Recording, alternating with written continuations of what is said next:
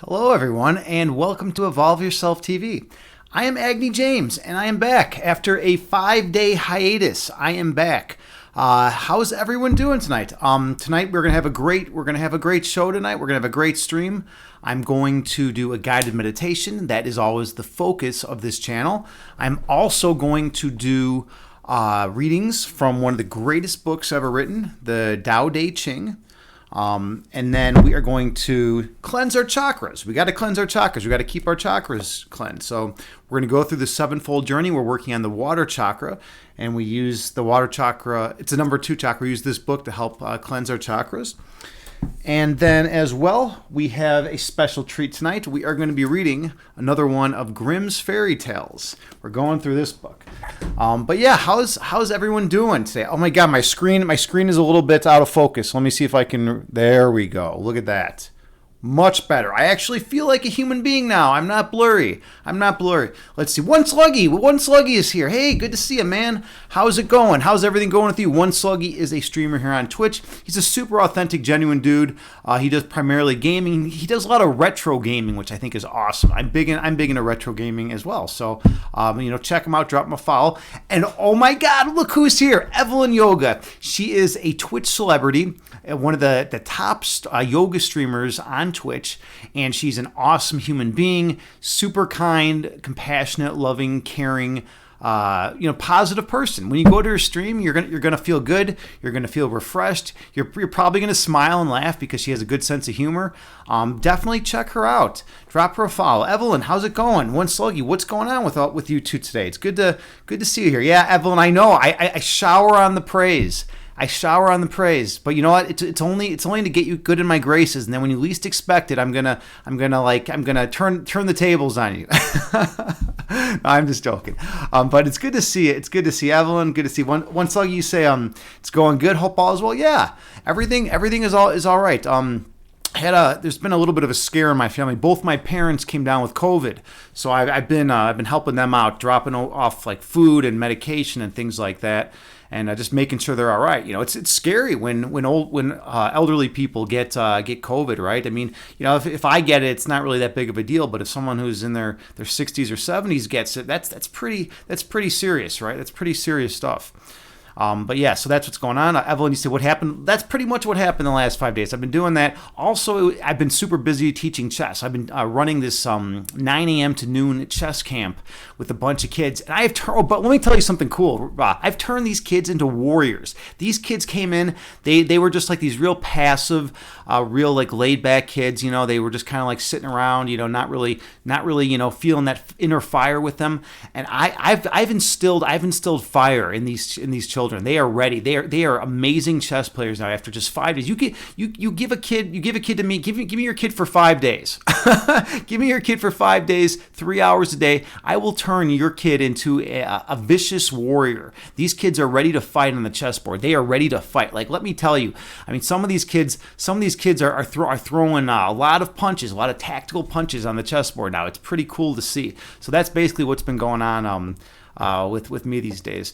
Let's see. When you say celebrity, laughing your ass off.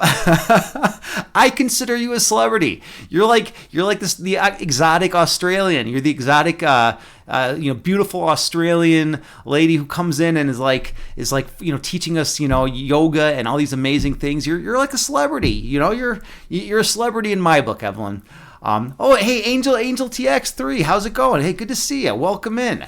I haven't streamed in 5 days, so I'm getting back into the swing of things. I gotta brush the rust off a little, right? I'm a little rusty. So if I end the stream like midway through, or if I have my mic off at some point, so be it. That's what happens. People don't realize that when you stream, if you don't stream in a while, you take a little break. I mean, some things get a little rusty. You get a little rust on you. Oh man, Let's see. And when you say, now they're little badass Agni trainees. They are. They're totally badass Agni trainees. These kids, and they had so much fun. Like, they came in, they didn't know anything about chess. I mean, some of them knew, the piece movement. Some of them knew how many points each piece is worth. But these were by no means vicious chess warriors. Now, all these kids, it was a class of 13. All 13 of these students can hold their own, and they can take that skill into the real world, and they can use that on a daily basis, right? That tactical mindset, right? I mean, chess players are actually much better drivers than the non-chess players, and overall. And the reason being, because chess players are always calculating ahead. They're always calculating. They're always thinking, okay, if that car goes this way, then what am I going to do? If that car in front of me, decides to put on their right turn signal, what am I going to do? If that person walking down the street decides to walk into the road, like, which way am I going to veer, right? Chess players are always thinking ahead. So, that they're warriors now. They're ready to go out into the world and beat some ass, and that's what I'm here for. I'm like a general, right? I'm like a general. I train the students with drills, with tactical drills, I teach them positional awareness. I mean, chess is a war game. At the end of the day, chess is a game of war. It was created on the battlefield over 2,000 years ago to keep the warrior's mind sharp, so that when the enemies would come over the hill, the warriors would be ready to fight. They'd be tactically sharp, ready to go, right? So yeah, it's a great game, and they're ready to fight now. All those kids. They're going to probably go home and maybe they'll beat up their parents, but we'll see. Probably on the chessboard they will. Evelyn, you say exotic. It's a funny thing. You're totally exotic. You're like the most exotic person. I'm from Chicago. From Chicago. Southside Chicago. We got the Southside Polish, right? That's what we do here. No, it's like I'm from Chicago, right? And we're just like regular like Americans. We're like the Americans. I don't know. I don't know what we got. We don't have anything really exotic here. You're from Australia. You're like out like hanging out with kangaroos. You go out in your backyard. You're probably like petting kangaroos. You got kangaroos jumping all. Like that's totally exotic. Like I don't have any kangaroos. Like if I look out my window and I see a bird, it's like a big deal. It's like, whoa, there's a bird outside my window. Look at that. Like that's cool. Something is alive out there. I'm looking out at like concrete everywhere, right? And I see like, a bird. It's like a big deal, right? People like sit around and like watch the birds in Chicago if they can, because like there's nothing else to watch for the most part. Everything's dead. Everything's paved over. You have like kangaroo. You're like waking up in the morning. You're like, hey, I'm gonna do some yoga with the kangaroos, and you go out in the back and you're like hanging out with kangaroos, and you're like climbing in their pouches, and you're just like hanging out, and they're like bouncing you around, and you're like, hey kangaroo, like take me to the grocery store. I have to go grocery shopping now. And then the kangaroo's like bouncing you to the grocery store. You're getting your groceries. You can just, and the cool thing about the kangaroo is you can just put your groceries in the pouch, right? That's what you do. And then you walk home with the kangaroo. The kangaroo carries all your groceries in her pouch for you, and then you're good to go. That's how you do it in Australia. You're exotic. Oh man. All right. Let's see. One sluggy, you say you're gonna have to pay those kids soon for some chess lessons. I know, right? They're gonna be beating me up soon. That's how it goes, one sluggy. I teach my students, and then they take all those tactics, all that positional awareness, everything I've taught them, and then they're holding on to it, because one day they're all gonna come back and they're gonna beat my ass. They're like we're gonna get Agni, we're gonna take him down. So now they're all right now home diligently studying chess, like every one of them. That's all they care about. Their parents like, hey, we gotta go to the park. They're like, no, fuck you, mom, fuck you, dad. I am playing chess, and that's it. So now these kids are like, they got the warrior mentality, and they're like young, so they're going to be getting really good, given enough time, right? So yeah, that's how it goes. All right. When you say you're a good driver, does that mean you'll be good at chess? I don't think the reverse works. I'm not sure, at least. I know it's like, it is the case. It works like this way. It is the case where if you're a chess player, then you are a good driver. All right, so that's the case, right? But it's not necessarily the case that if you're a good driver, that you're a chess player, right? It's if A then B, but not necessarily if B then A, right? That's the way that works. That's like it's one of those logic puzzles. Let's see, Evelyn, you say inverse stat. Well, yeah, I don't. I mean, I don't even know. I don't even know how that works, right? And you're probably when are you visiting Chicago? When are you coming through? You're coming to Chi-Town. Check out. Okay, definitely want to check out our museums. Like if you're going to come to Chicago, first of all, avoid being shot. So make sure you know where you're going and don't go to any terrible neighborhoods. B, we have amazing food, so you're going to eat well. And then C, like check out our museums. We have the Museum of Science and Industry, and we have the Art Institute of Chicago. Those are two museums, and the Shed Aquarium. If you like fish, we got the Shed Aquarium. We got some fish in the Shed Aquarium. So yeah, check out those three museums. Wait, is an aquarium? I don't think an aquarium is a museum, but whatever. I still call an aquarium museums for some reason. Check out those three museums because they're going to be fun to do so, and you're going to enjoy them. And they're always like bringing in awesome new content, and they have amazing art and ideas from all over the world, right? And the fish are cool too. The fish are pretty neat. All right, let's see. Evelyn, you say Americans are special. Yeah, we're like a special breed, right? Everyone's like, oh my God, we're a mix. You just take Australians, take everyone from like Africa and South America, and just mix everyone together in Europe, and just mix everyone together, right? And like that's us. We're a big fucking mess, right? And then, but a lot of people don't realize that there's very different areas in America, right? It's like if you're from the deep South, your views on life are probably going to be very different than someone from like New York City. Right? Like there's, depending on where you are in the country, you're going to have very different views, not just on like a political level, but also on a philosophical and existential level as well, if you think about it, right? I mean, we all have different belief sets, we all have different things we believe in, but I mean, the way we're culturally conditioned here is crazy, right? Let's see, Evelyn, you say this sounds like an LSD anecdote. No, I'm not on LSD. Okay, here's the thing though. Half the time people think I'm on LSD, right? So, you wouldn't be able to tell. Like I could have just taken 30 hits of acid, Evelyn. You wouldn't even know. You'd be like, "Oh, Agni's on. Hey, Agni, what's going on?" And I'd be like, "Oh, hey, how's it going?"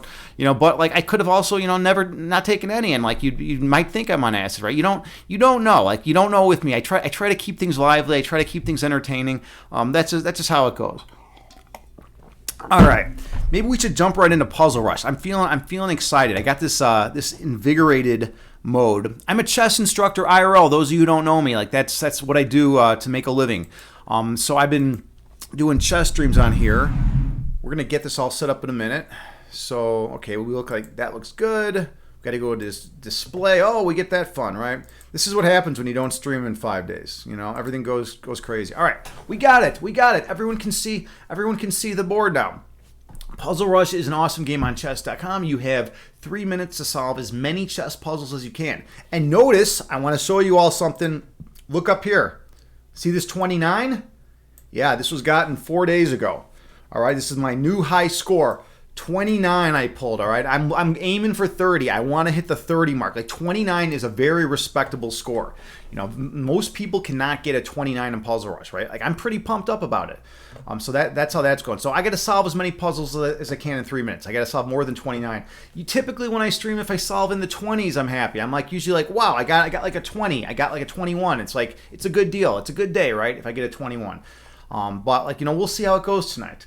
Evelyn, you say the kangaroo story, bro. You were like Alice in a pouch. Yeah, it kind of is, right? It kind of is. Interesting. I have an interesting thing going on the screen. Okay. Oh, all right. There we go. Bam. Okay, we're back in business. Yeah, I was thinking like the whole stream was gonna end, but it didn't. Okay, so let's do this. I am, you know what, Evelyn? When you think of me, just think of Alice in a pouch, right? Just think of that. Like I actually. So what you don't know is I'm actually an Australian that's masquerading as a Chicagoan. I live in Melbourne too, right? I live in Australia, right? I'm actually there. I just have a really good Chicago accent. That's how we do it here. Okay, all right. Let's do this. All right, ready? I gotta get ready. I gotta get psyched up. Here we go. Let's see how many I can get. 29 is my high. If I can get in the 20s, it's a good day. All right.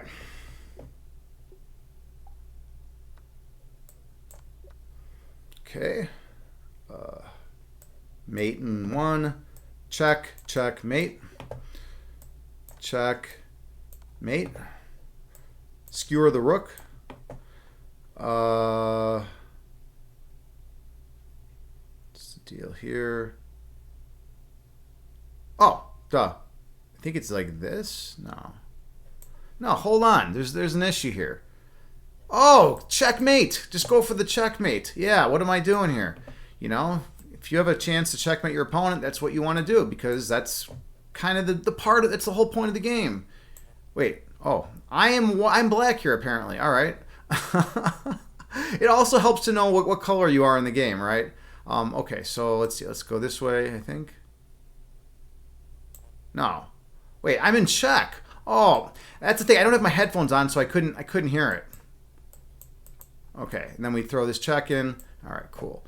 All right, there's a mate. I got to pick up the pace a little bit. I'm doing too much talking. Sack the queen. There's a mate. Win the rook with the fork. All right, mate. All right. Oh, this deflection. Win the rook. Check, mate, and 3. All right, check, mate. Bam. There we go. Mate. Mate. Oh, no. I should have come with the rook. All right. I was getting a little too quick there. A little too quick. I think the rook comes over here. So mate, check, and then pick up the rook, I believe. All right. With check. It's always cool to pick up a piece with check. It's like way better. Load up on this piece, and then we get this, and I win the piece. Cool. It's always good to win a piece too. All right. What's the deal? Oh, here we go. That's fun. I'll take a queen. I'll win the queen. Why not? Let's throw this in, and then where's the mate? Is this it? Is this literally the idea? I guess so. Wow, that was a lot. Puzzle Rush is really asking a lot out of me today. Okay, I believe what makes sense here. Maybe this idea. Oh no, I already have two. I already have 2 misses. This is getting problematic. Check.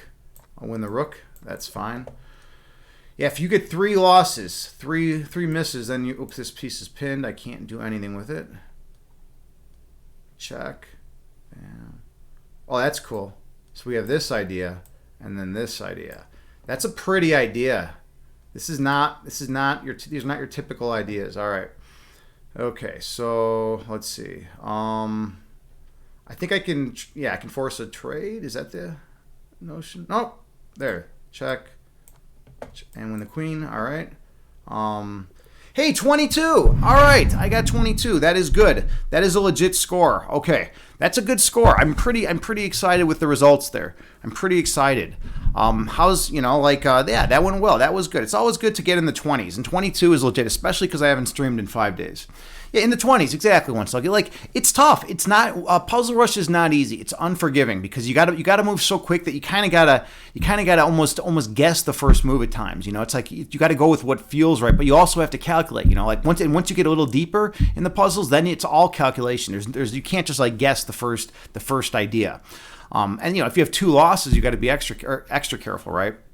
All right, where are we at here? Let's see. I need to drink some water because I think I'm going to dehydrate. All right. And by the way, Evelyn, you say you're a good driver. Does that mean you'll be a good test? I found that pretty much everyone thinks they're a good driver. Are you really a good driver, or do you just think you're a good driver?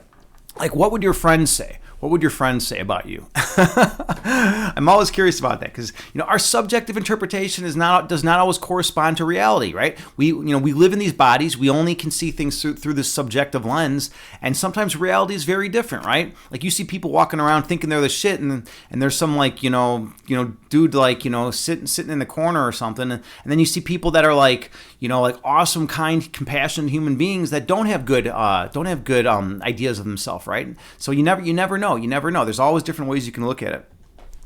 Maybe we should hop into meditation soon. I don't know. Maybe we're going to do it. We're going to do it eventually. I'm pretty happy with the 22. Maybe I'm going to play a chess game. Let's play a game on Lee chess. So I'll play a random opponent, and we'll see how this goes. I think this is a good way to get started. We got to kick off today with a bang, right? All right. So let me go to Lee chess, actually. Here we go. Create a game. Okay, I think this is all good. So we're going to create it. Okay. All right. Everything looks good on my end. Everything looks good here. We are ready to play. So yeah, this is going to be an anonymous opponent. It could be a grandmaster. It could be a complete noob. I'm playing the French defense. So I'm going to play this. This is the exchange variation. Okay, this is the advanced variation, all right? So take, I recapture with the bishop. All right, we got this line. I push out here. This knight's coming out to c6. But first, I like to play this variation where I trade off my light square bishop for my opponent's. That's what I try to do, because my opponent's light square bishop is going to be their stronger bishop because of these pawns fixed on light squares, right? I have this light square pawn chain. All right, now so that's a mistake, I believe, because I can take. So I believe I just take here. I think they just fucked up, if I recall this line, because the knight's got to come out right here, and then I take here.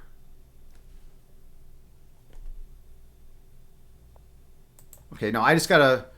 That move doesn't work, I don't think. I'm going to win the rook. Oh, they're going to try to trap my bishop. So I take bishop back, and then their bishop's going to come on over, but then I just take the knight. But then... No, hold on. Let's see. I got to calculate this. You got to calculate. I take... All right, and then we have bishop out. And then... No, then I'm kind of stuck, right? But then what do I do? How do I dislodge here? How do I dislodge everything? Because this knight is going to hop then and attack my queen, and my queen's not. Well, my queen could come over here. I feel like I can do this. All right. This, hold on. Okay, I got to calculate this. This is actually a critical moment already. It's crazy. Well, they're on my pawn too. No. You know what? They're on my pawn. I'm not going to fuck around, because if they come down here, then they're on my rook. Hold on, I take their rook. But then I'm kind of trapped, and they're going to get all that. All right, so let's see. Take. Maybe this is the idea. Take. And then what if I play bishop here next? Oh, then they can... Oh, what, he left? They left.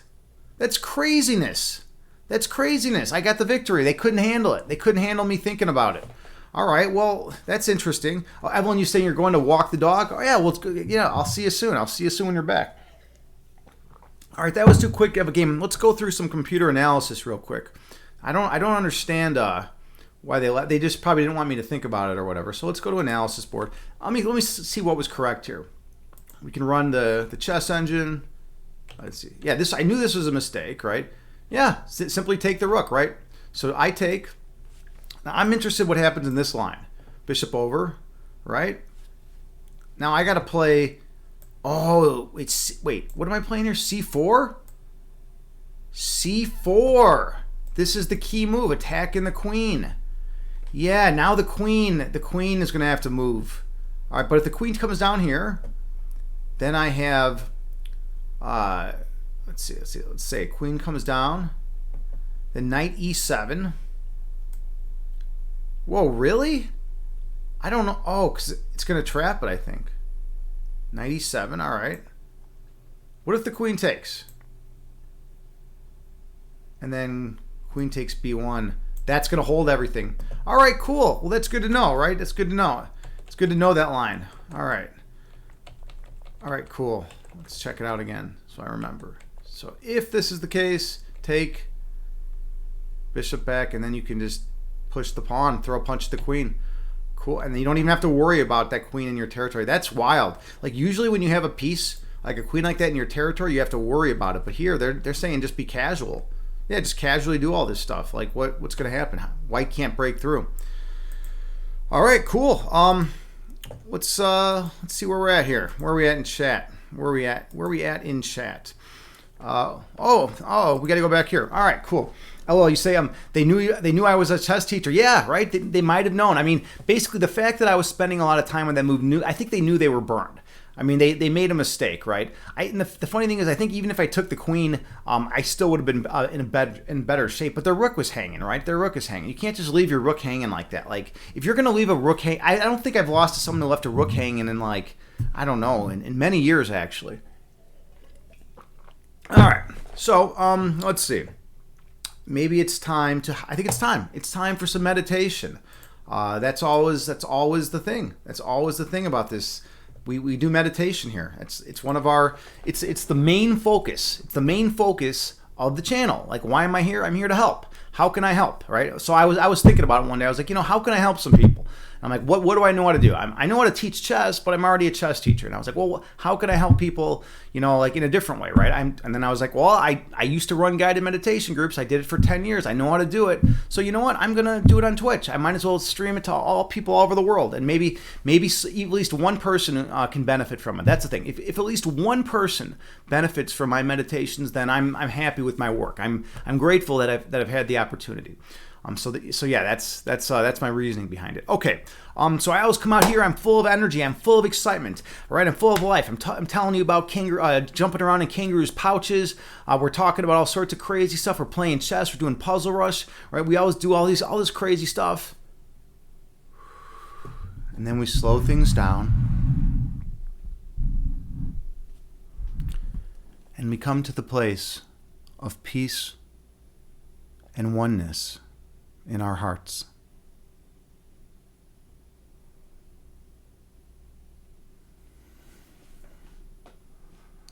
Find a comfortable seated position.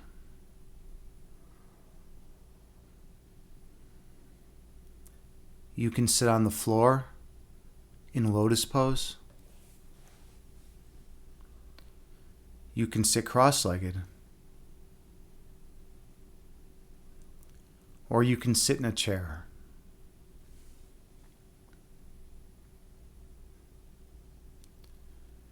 The main thing is to find a position that is comfortable for you.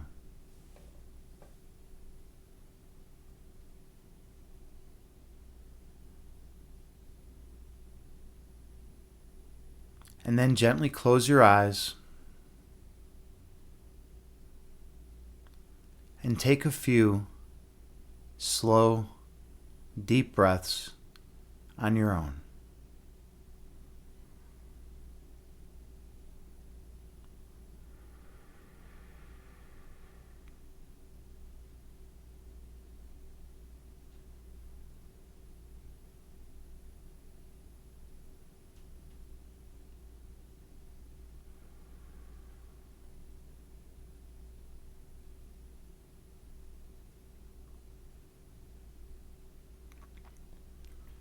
Inhale through your nose, gently raising your belly. Exhale through your mouth, gently lowering your belly. Breathe in through your nose, slowly raising your abdomen. Breathe out through your mouth, slowly lowering your abdomen. Stay focused on your breath count.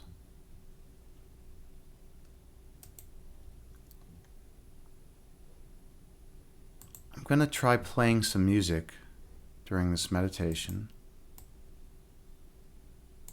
Hopefully it will help us be peaceful and relax. Let me know if the music is too loud or too soft and I can turn it up.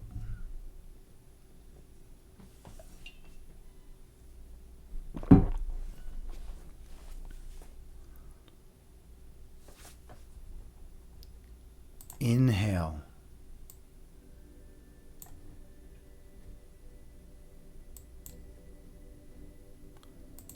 Exhale, releasing all that is of no benefit to you. Breathe in.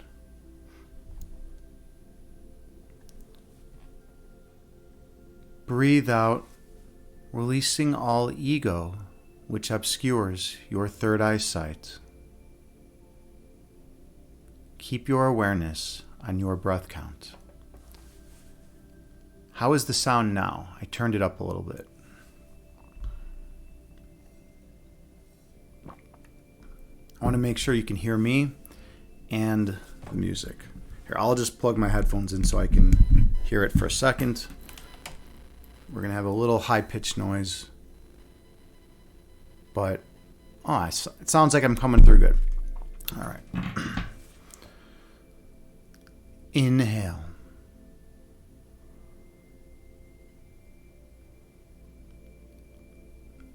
Exhale.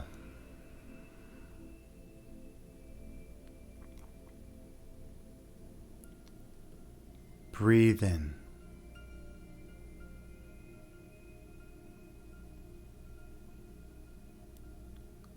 Breathe out.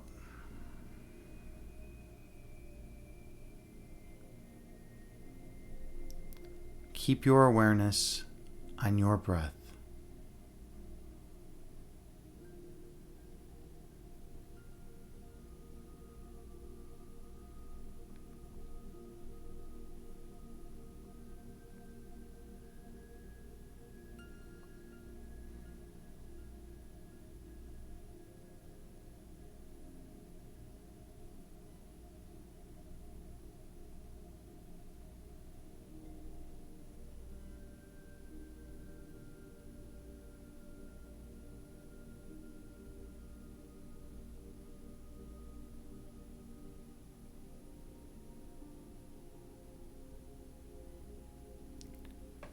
Visualize yourself sitting on the tallest mountain peak.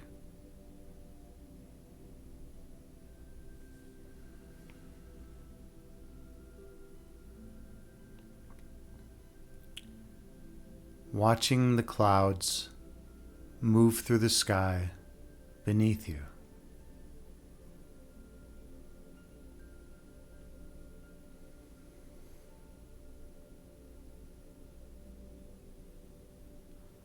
Two clouds float together, merging into one.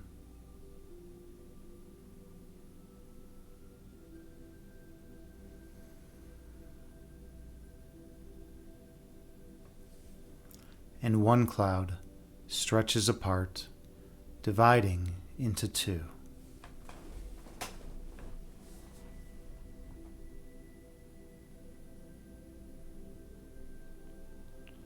These clouds float through the sky before disappearing over the horizon.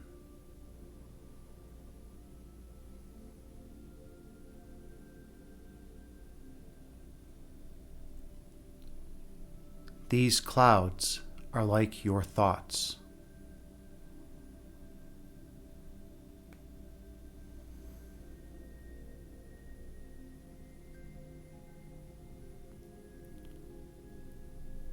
Thoughts come into being and exist for a while in conscious awareness before disappearing from your mind.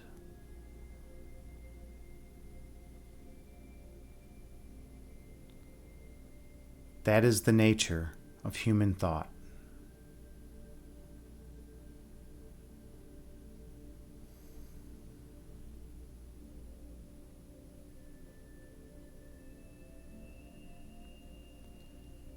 Inhale.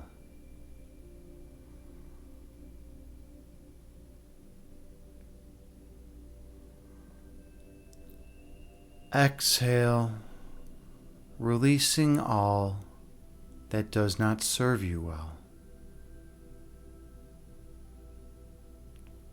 Breathe in.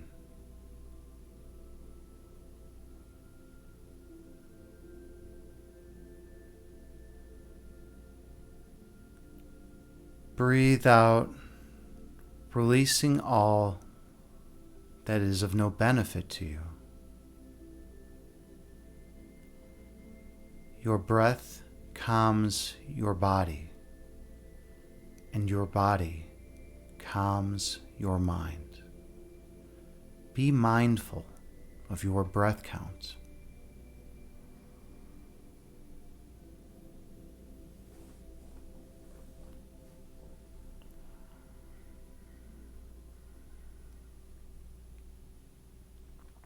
The Sport Clips MVP haircut experience. It's a precision haircut, our signature scent on a hot steam towel, and a 7-point massaging shampoo that will make you say, Sport Clips, the pros in men's hair.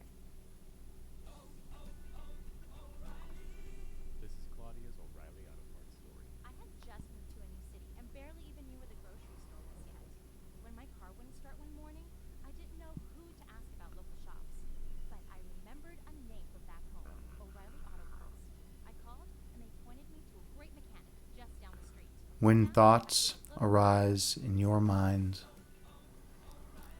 picture them as clouds moving through the sky before disappearing over the horizon. And return your focus to your breath. Order ahead on the McDonald's app and get all your favorite breakfast items like sausage McGriddles, sausage McMuffin, and hash browns for just a few bucks. Ba-da-ba-ba-ba.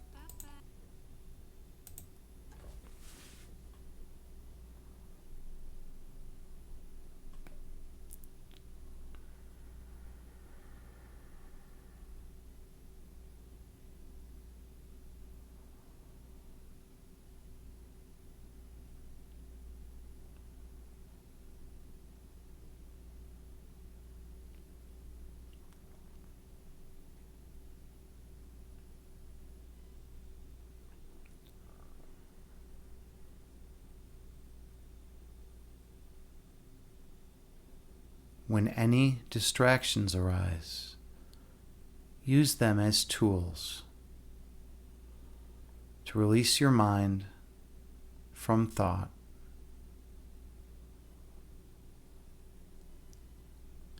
Do not allow them to affect you, but visualize them as clouds, dispersing from your being.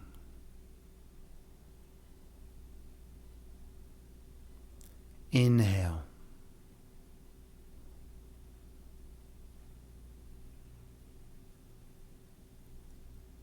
Exhale, releasing all that does not serve you well. Breathe in.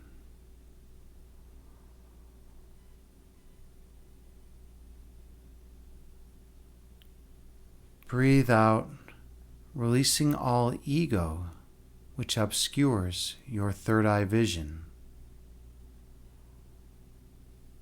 Stay focused on your breath count.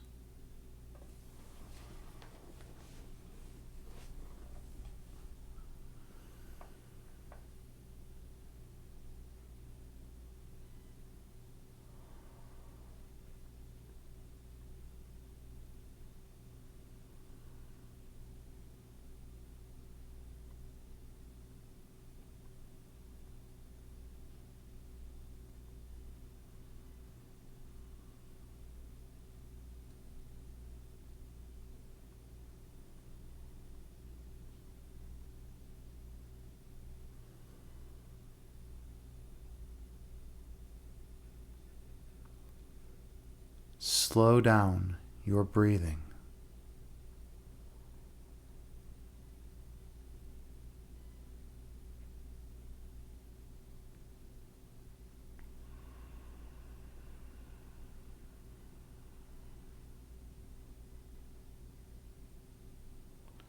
Slow down your breath.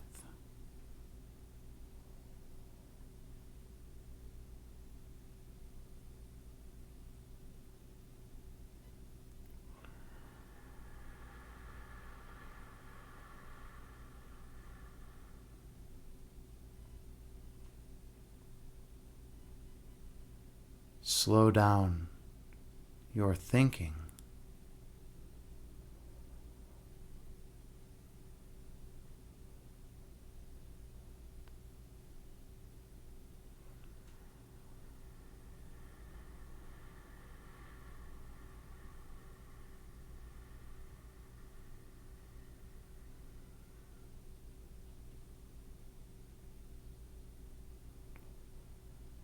Slow down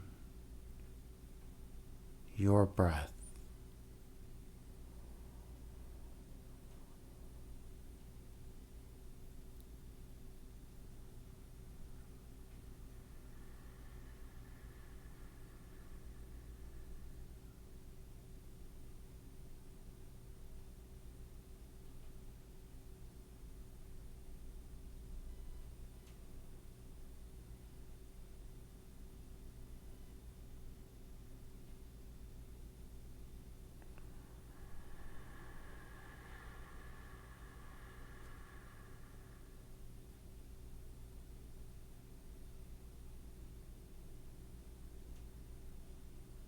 Everything is perfect.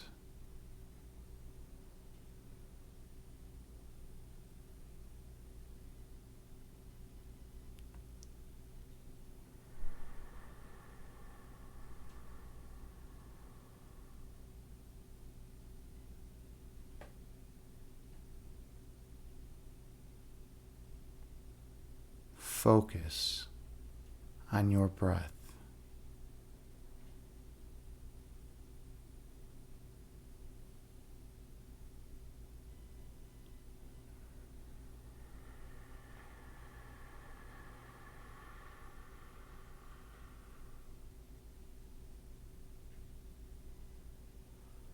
Visualize your internal light brightly shining throughout all of creation.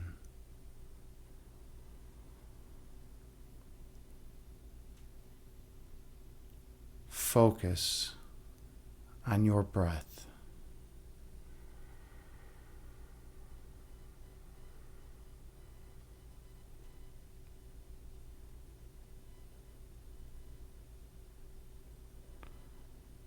Experience the perfect peace inside of you.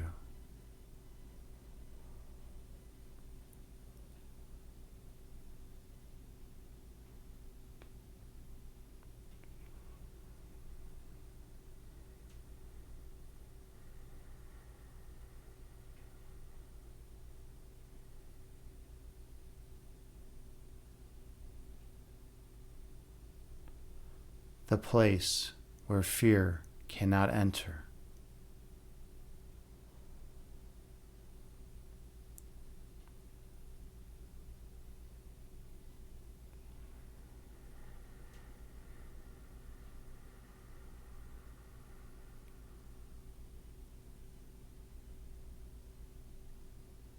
Keep your awareness on your breath.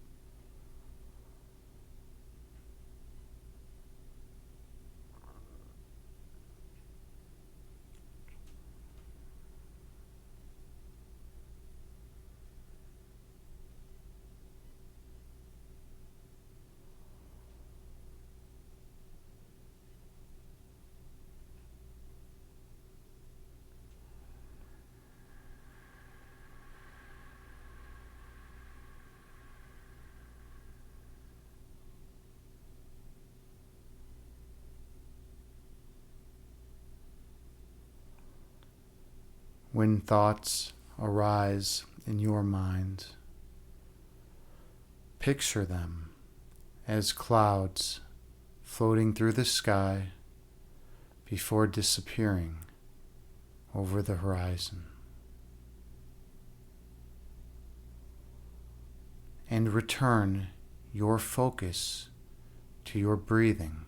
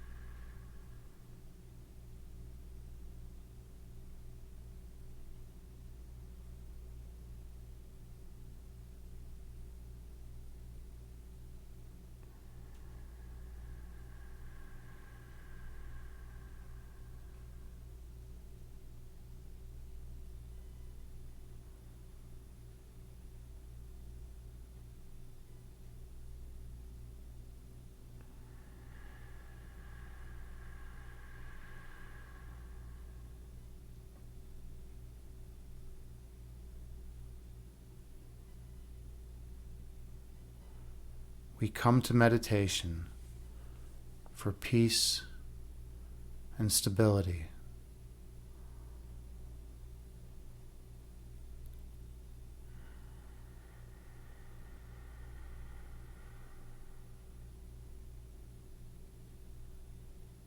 we focus on our breath.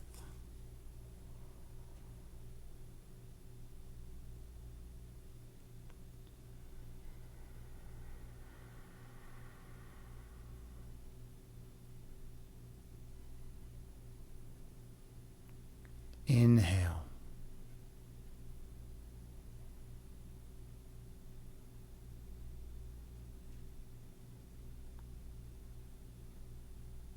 Exhale, releasing all that does not serve you well.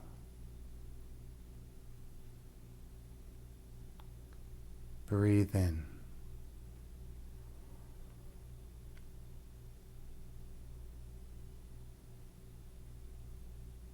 Breathe out, releasing all that is of no benefit to you.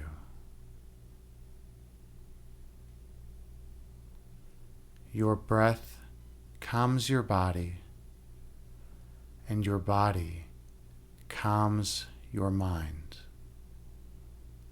Be mindful of your breath count.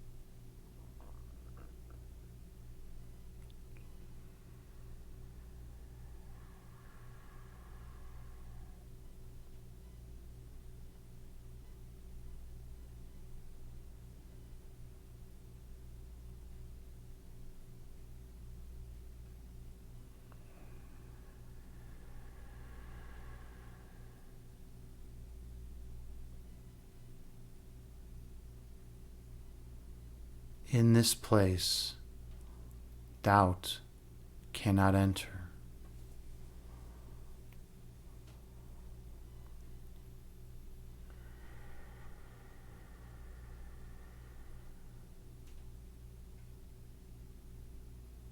Focus on your breath.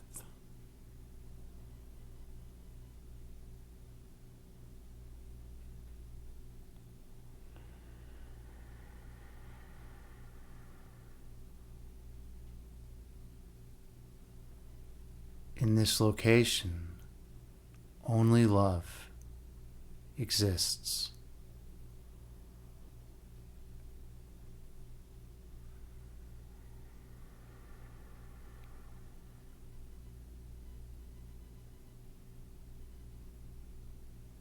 Stay focused on your breath.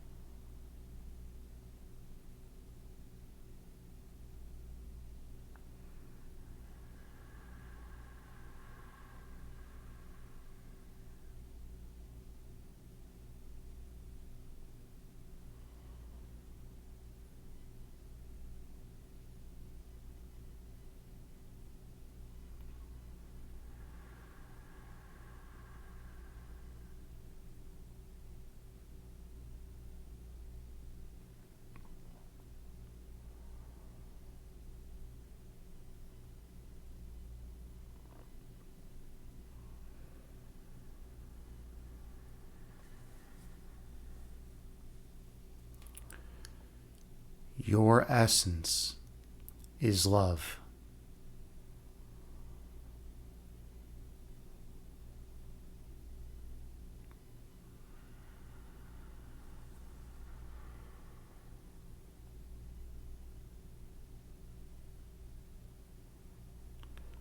Your love is manifested as light.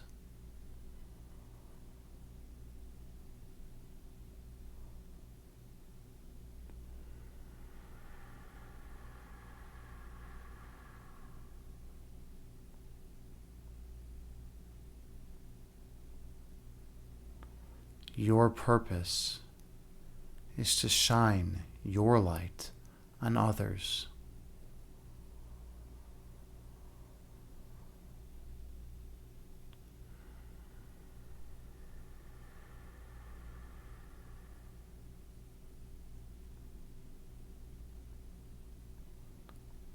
Awakening the inner light within them.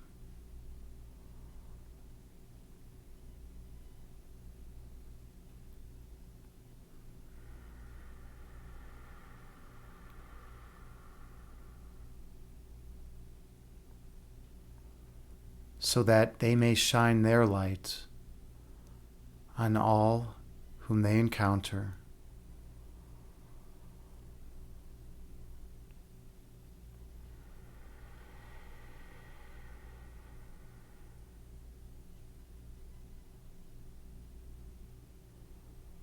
Spreading their love like wildfire.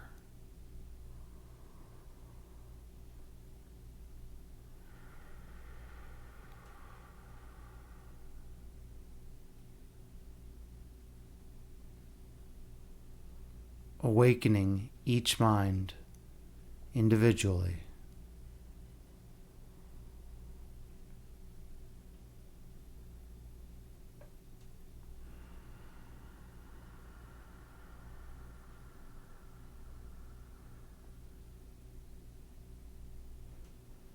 Reuniting each mind with totality.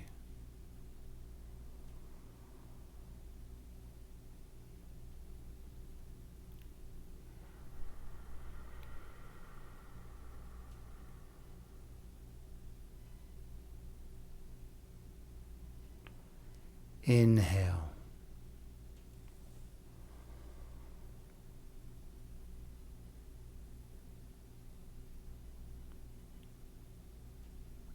Exhale, releasing all that is of no benefit.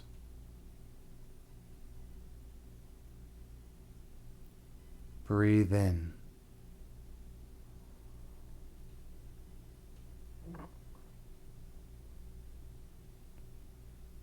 Breathe out, releasing all ego which hinders your evolution.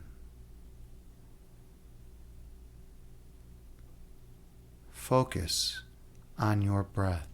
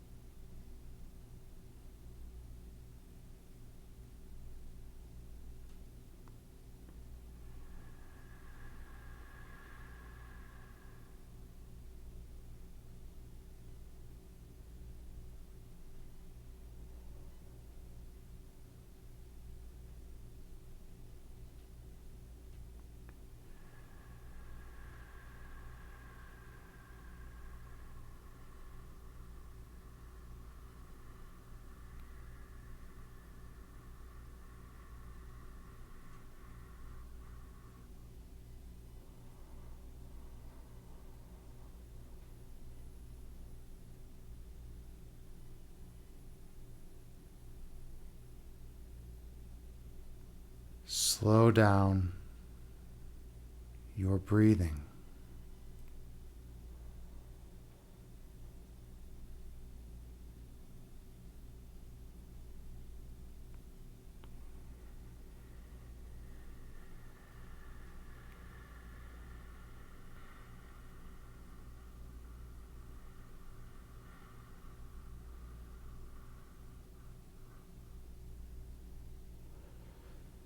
Slow down your breath.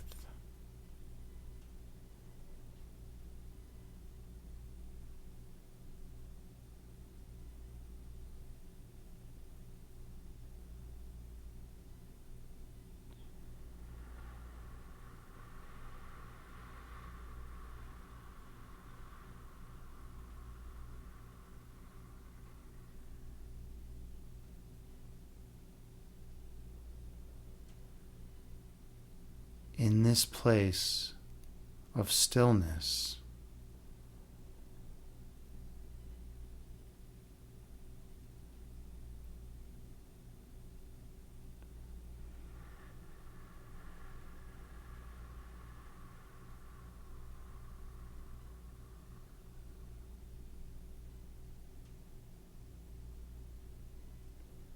we are reunited as one.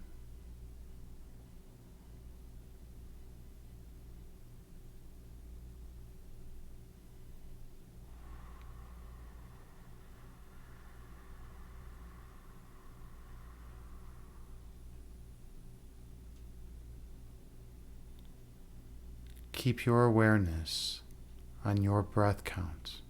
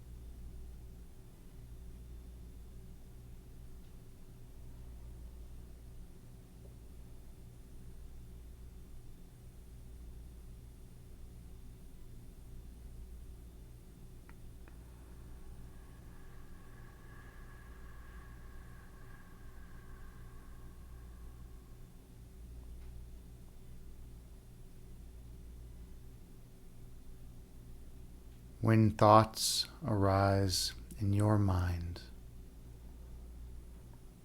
picture them as clouds floating through the sky before disappearing over the horizon. And return your awareness to your breath count.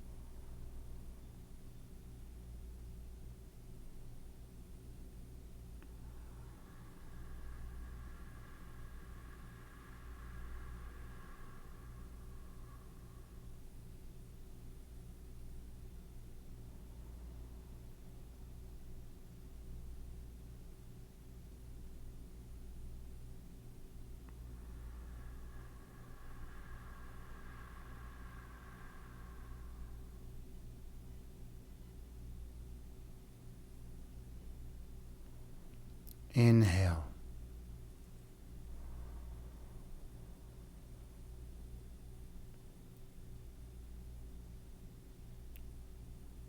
Exhale, releasing all that does not serve you well. Breathe in.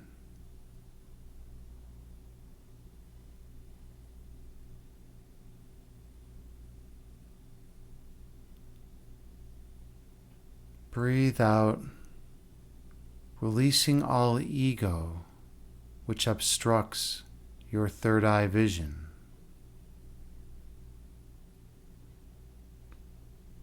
Your breath calms your body, and your body calms your mind.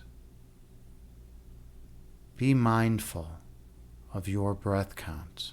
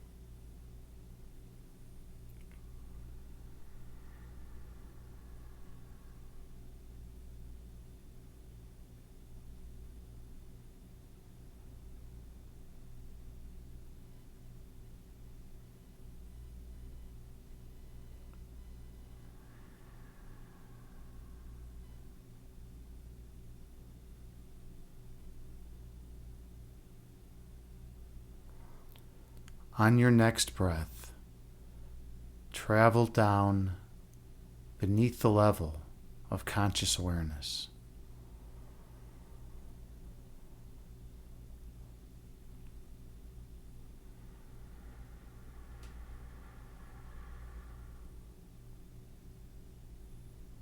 Go to the region of your heart chakra.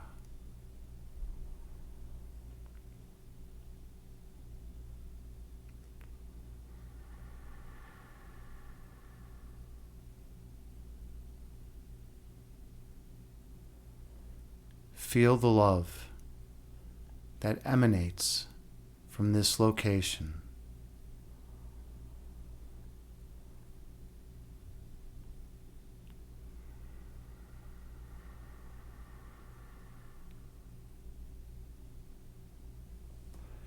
And the warmth which surrounds your love.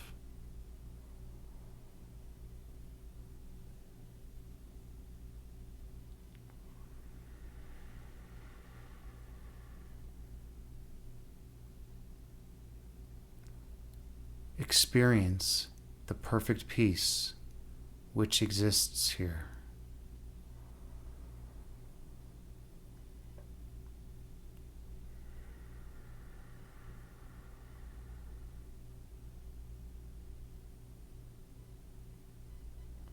And the joy which accompanies it.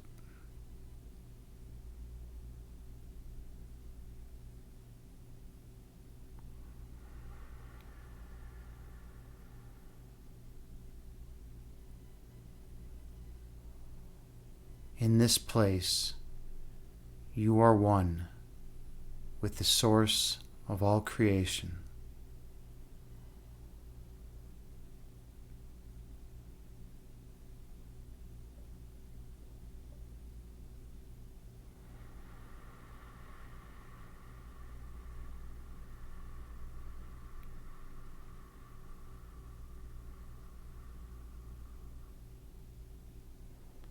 In this place, you are home.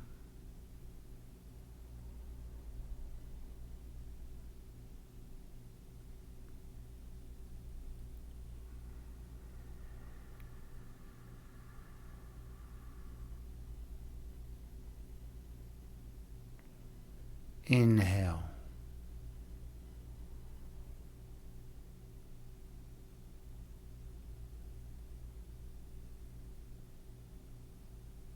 Exhale, releasing all that is of no benefit to you.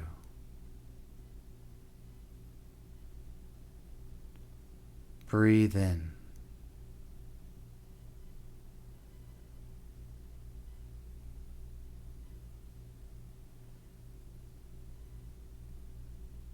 Breathe out, releasing all ego which obscures your third eye vision.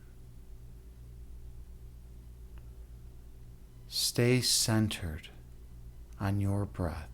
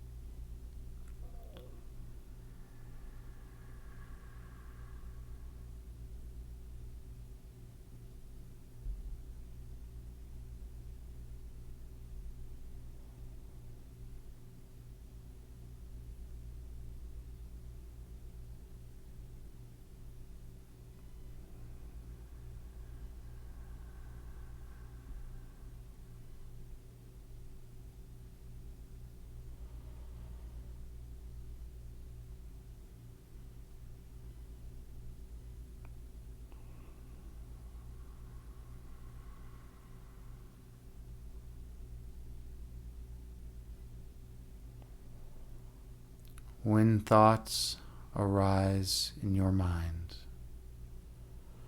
picture them as clouds moving through the sky and eventually disappearing from your mind.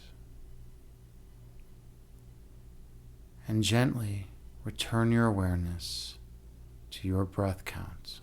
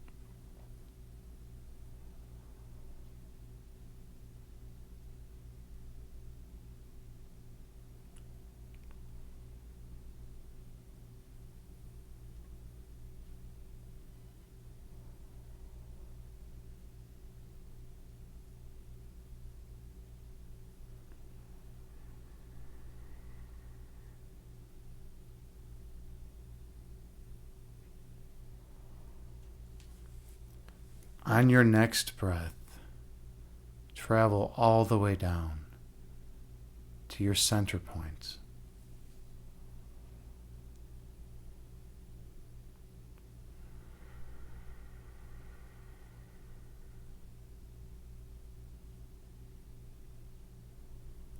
the place residing at the centermost point of your being.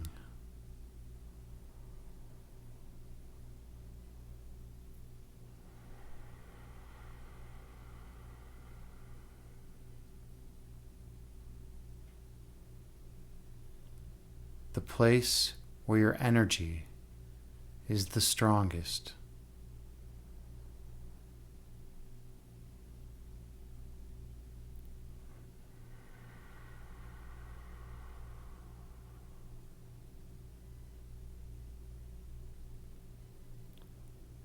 Stay focused on your center point.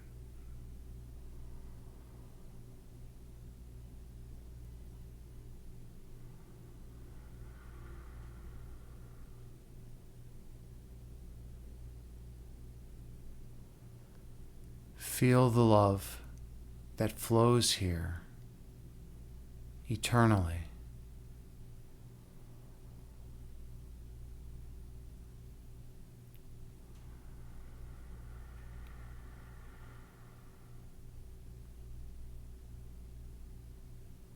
And the perfect oneness which accompanies this love.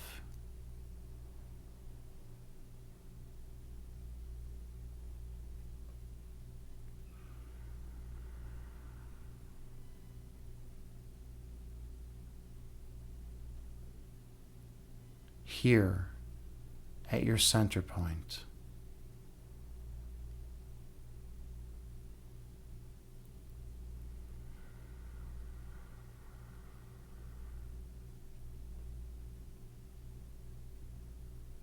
you are one with the source of all creation.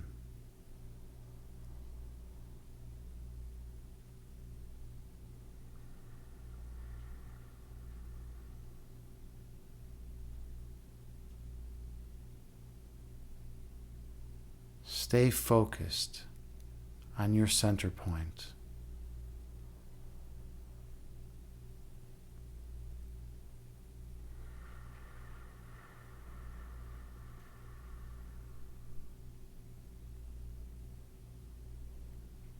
And when you're ready, travel through.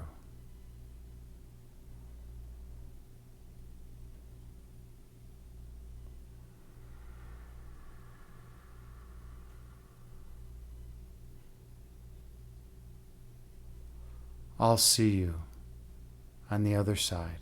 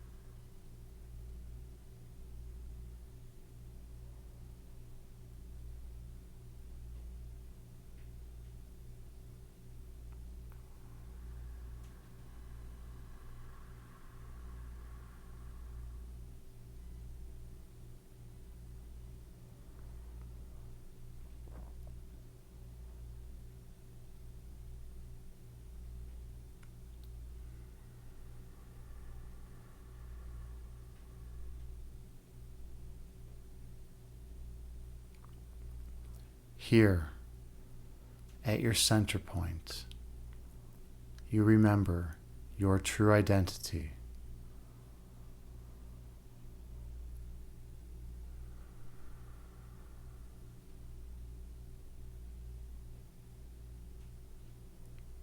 At your center, you recall how you came to be.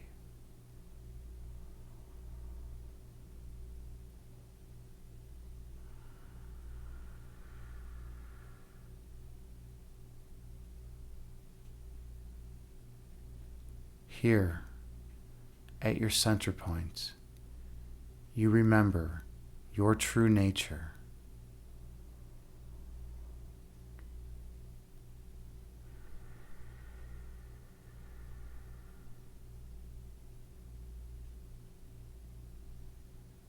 and you recall your divine purpose.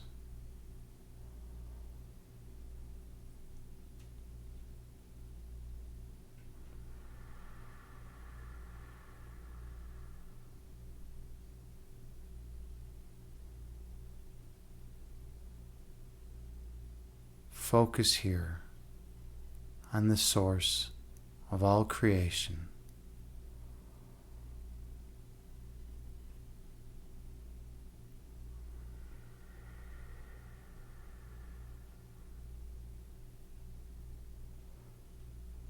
And the eternal love which flows endlessly from it.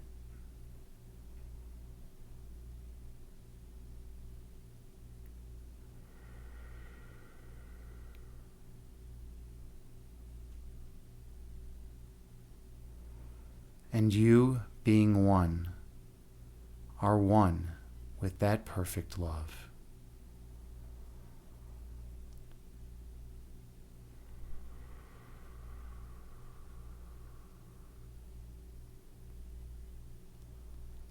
And you shine radiantly throughout all of creation.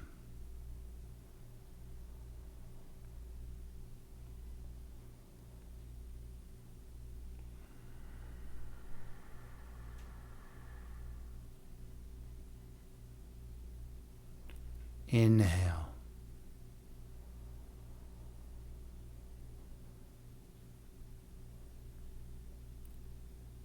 Exhale, releasing all stress and tension from your body. Breathe in.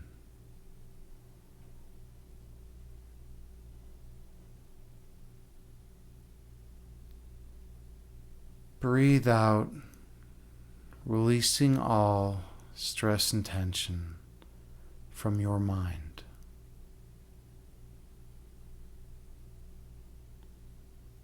Inhale.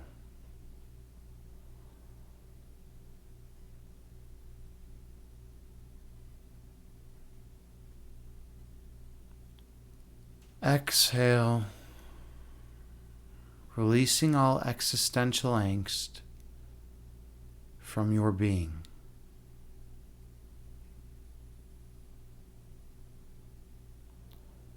Breathe in.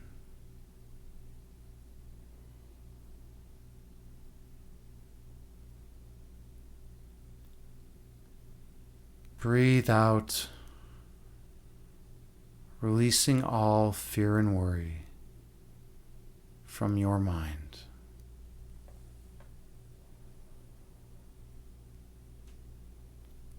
Gently open your eyes, returning to the present moment.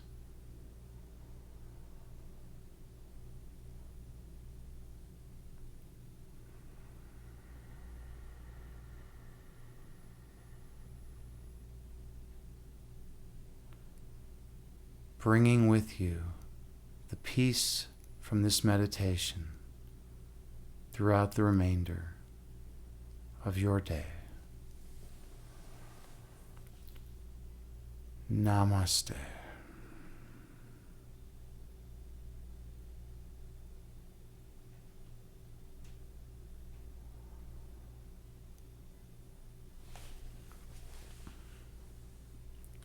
Thank you so much for sharing this sacred space with me.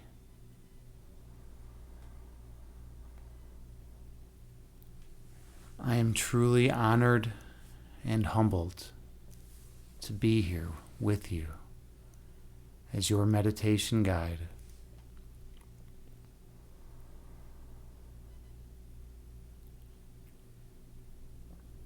I hope you feel more peaceful than you did before the meditation.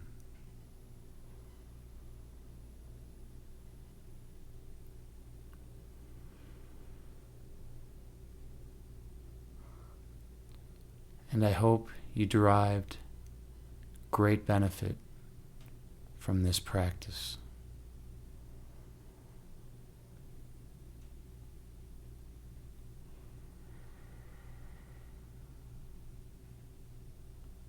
Namaste. Mm.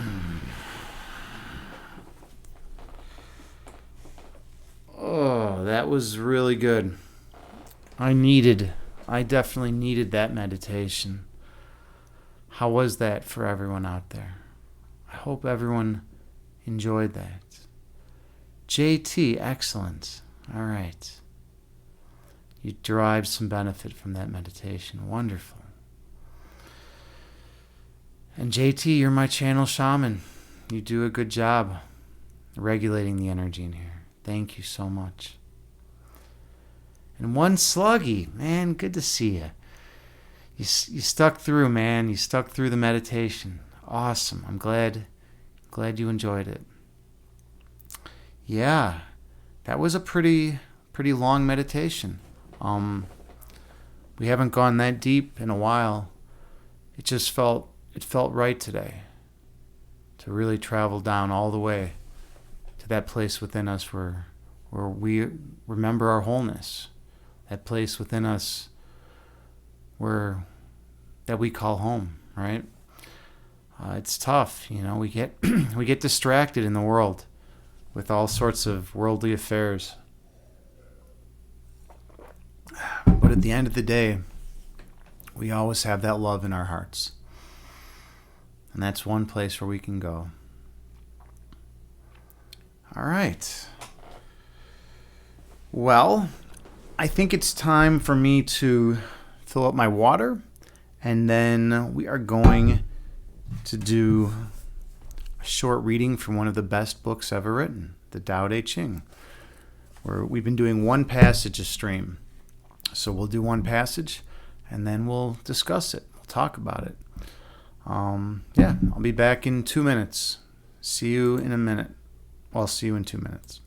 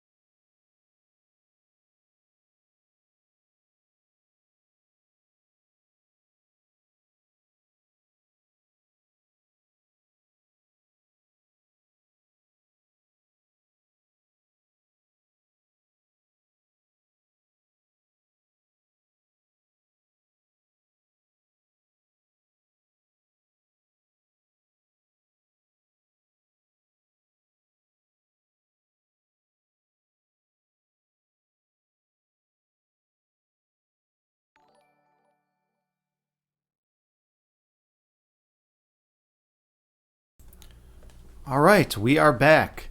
Hey, we have Generity. How's it going, friend? Thank you so much for the follow. Much appreciated. Namaste to you, friend. I am Agni James, and I stream primarily guided meditations here on Twitch. I'm also a chess instructor in real life, so I do chess streams, and I stream philosophy because I have a master's in analytic philosophy, and I love discussing philosophy. And we're going to do a reading from the Tao Te Ching right now. Let there be light. This is one of the greatest books ever written by Lao Tzu. This was written a couple thousand years ago. So it has survived the test of time. My view is that if a book survives for a couple thousand years, it's got some wisdom in it. It's got something important, something that really taps into the core of the human experience. Otherwise, it wouldn't last, right? All right.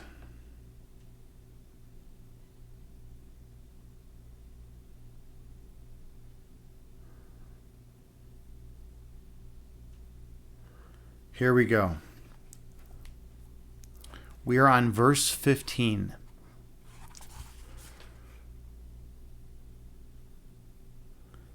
the world had that from which it began. And this is taken as the mother of the world. After you have got the mother, you can in turn know the son.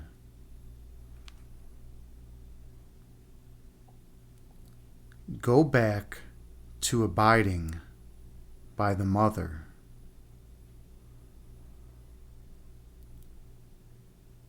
And to the end of your days, you will not meet with danger.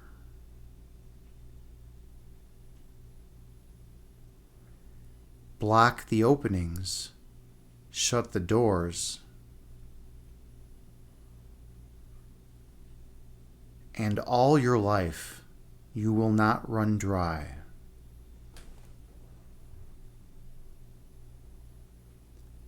Unblock the openings, add to your affairs.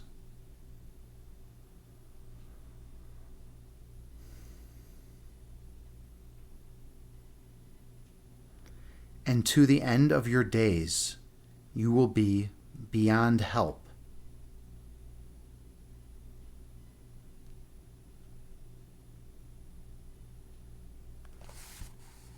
To see the small is called discernment.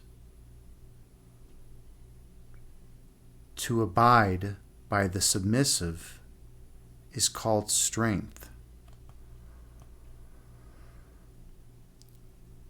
Use the light, but give up the discernment. Bring not misfortune upon yourself.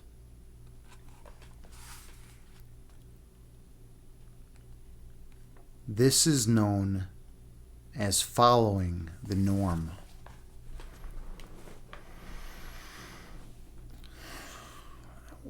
That's really deep. Lao Tzu, that's a tough one.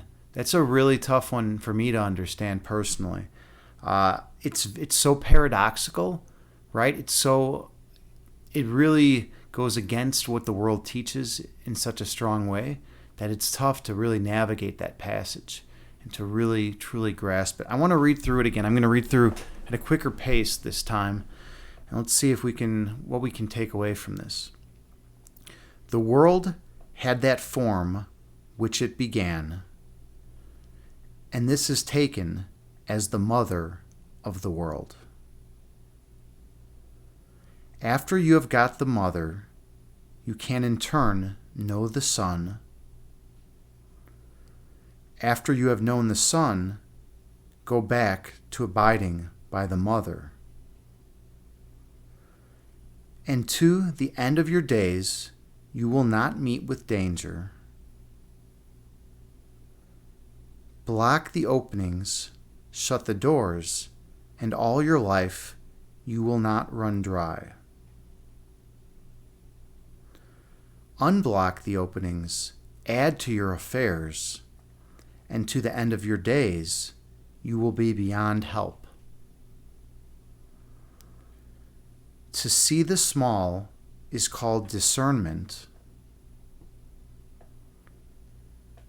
To abide by the submissive is called strength. Use the light, but give up the discernment. Bring not misfortune upon yourself. This is known as following the norm. All right. Yeah, that's interesting. Okay, I think we got a little bit more out of it on that second reading. The first time was kind of the wake up call, right? And the second time it penetrated a little deeper. JT, you say, understand the source, understand yourself, allow distraction, and become lost. That's how you interpret that passage. Absolutely. That's definitely a theme that runs through there. If you understand the source of all creation, the mother that Lao Tzu refers to here, then you're gonna understand yourself. And if you allow distraction, you're going to become lost, right? Because you're constantly distracted to things, by things in the world. We're like a little infant, with the mother shaking the rattle, right? And the baby's just looking up. Oh, what's that? What's that? What's that? Right? That's how this is in this dualistic framework, right? We look around at the different x, y, and z's. Right, we're always looking at an X over here, a Y here, a Z here. Those are just being placeholders for any state of affairs or any object or anything that we're looking at. And we're distracted by it. We're like, hey, what's that over there? What's this? What's this? Right? We're always looking externally, but very rarely do we actually go within and and look internally for answers and look inside and for truth. Right? But that is what Lao Tzu. That is one of the themes that Lao Tzu is talking about here. Something else that I got out of it is after you have got the mother, you can in turn know the son. So basically, okay, once you know that source of all creation, the state of monism, right, the state of oneness, of pure being, then you can understand the dualistic reality around us, right? That the dualistic reality, which is basically our worldly reality, right? The world of the senses, right? Kant referred to that as the phenomenal realm, right? As opposed to the noumenal realm, which are things as they are in themselves, right? So we have this phenomenal world, which is basically all the sensory data coming in, filtered through our five senses, and then we take that little bit of data and we process it with our brains and extrapolate and try to to project our world upon us, right? We try to understand reality then by that, and we create our perceptions via that route, right? So that's one way of knowing reality, right? And that would be here, you can in turn know the son. That's what the son is here. That's what Lao Tzu is referring to. Then he says, go back to abiding by the mother, and to the end of your days you will not meet with danger. Because if you are going to the place of pure oneness, that the place of pure love, the place of capital T objective truth, then you're in that state. You're in that state where nothing could ever harm you, because you're having that true essence of you, that perfect love within you, connect with the perfect love within all of creation. So you're like, hey, I'm back home. I'm back in that state of pure oneness, of pure love, right? But then it says, block the openings, shut the doors, and all your life will not run dry, right? You're not going to get distracted by worldly affairs again. You're not going to be so attached to worldly things and material possessions, states of affairs, all that. You're not going to be so attached to those things that you forget who you are, that you forget your true source, your true nature, because you're focusing on the mother, on that pure oneness. So you're going to, if you block the openings, shut the doors, your life will not run dry. You'll be in a state of pure love, right? But if you unblock the openings and add to your affairs, if you're constantly getting distracted and taking on more and more things to do that are pointless, right, within the external world, then you could be open to harm, right? It says here, and to the end of your days, you will be beyond help. I mean, there's no helping someone who's firmly ingrained in the external world, who refuses to search within, who refuses to delve within for the source of their happiness and their love and their joy. If someone's looking externally for those things, you're never going to find it, because when you look externally, that implies that you don't already have those things internally, right? Because why else would you look externally for anything? Because you don't have it, right? You think you don't have it. But if you realize that you actually have it inside you already, that you already have every single thing that you've ever needed to be perfectly happy, perfectly content, to feel the best you could possibly feel. If you already knew that, if you knew that with 100% conviction, 100% certainty, then you wouldn't be looking externally. You wouldn't be running off to buy the newest product that's listed online, the newest believing in the newest ideology because it's a interesting fad, right? You wouldn't be jumping on the bandwagon all over the place with all these different things, right? You would just be going to that place of love within you, and you'd be like, hey, you guys are all running around like crazy people out there in the external world, jumping from thing to thing. But I'm just going to sit in this state of perfect love and oneness and be, maximally happy. I'm going to be so content and loving, and I'm going to spread my love to others, to everyone I encounter. I'm just going to connect with the true love and oneness within them, and not the ego. I'm going to bypass the ego, because when we connect with the ego in others, it just perpetuates dualism. It perpetuates the sun, is what Lao Tzu refers here. And it's more important to be in touch with the mother, not the sun. But we have to go from mother to son to remember to come back to the mother. That's kind of like the natural progression of things. And then let's see, Lao Tzu says, to see the small is called discernment. Hey, Celti's here. Good to see you, friend. How you doing? Celsi is a phenomenal streamer here on Twitch. A super nice, authentic dude. He does all sorts of good content he gives out. He does towel streams where you don't even need like tons of equipment. He does all sorts of workout streams, and he's like the main glue. I call him the main glue of the fitness and health community. Like everyone knows Celsi, and everyone runs through Celsi at some point. Like you can't be a streamer in the fitness and health community and not have some contact with Celsi. He also runs the Discord. I think it's the Fitness and Health Discord. It's good to see you, man. Welcome in. How are you doing tonight? How's everything going with you? Let's see. Actually had a chance to say hi for once while you're updating a computer and planning for tomorrow's. Oh, awesome! Yeah, well, I'm glad you were able to come in, man. I'm glad you're able to come in. I know you lurk. I know you lurk a lot, and it's always a pleasure having you in, man. Celti's a stand-up guy. Definitely check him out and drop him a follow when you get the chance. We're going through the Tao Te Ching tonight. This is, in my opinion, one of the greatest books ever written. It's been around 2,000 years. Lao Tzu's masterpiece, and we're just excuse me, finishing up the last part right now. So it says, to abide or to see the small is called discernment. To abide by the submissive is called strength. Use the light, but give up the discernment. Bring not misfortune upon yourself. This is known as following the norm. Okay, so what Lao Tzu is saying here, when he says, use the light, but give up the discernment. Discernment is the way we discern, the way we make separations and distinctions between disparate things, right? We look at I don't know, like a couch. If there's a couch in your room and there's a chair, across the room, you're going to discern that the couch is a distinct object from the chair, right? In philosophy, we're always concerned about the ontological status of things, and so people say, I believe that that couch exists. I believe that chair exists over there, right? That those are independent objects, and that's like a very realist account of the material world, of the sensory world, what Kant would refer to as the phenomenal world, the world of sensory experience. But what Lao Tzu is saying here is that discernment is actually problematic. Interesting, right? Because as a kid, you're always taught, which one of these is different, right? Which one of these is not the same as the other, right? That's like the game you play, right? So you're constantly just taught to discern and make distinctions between all these disparate things, right? And a lot of those things are just simply social constructions. It's interesting. They don't really have an ontological status that can hold independently of the human mind, right? Of the human zeitgeist of the time, right? It's they're culturally conditioned. So he's saying, but use the light, but give up the discernment. So connect with that place of love and oneness within you. Use that light and share that light with others.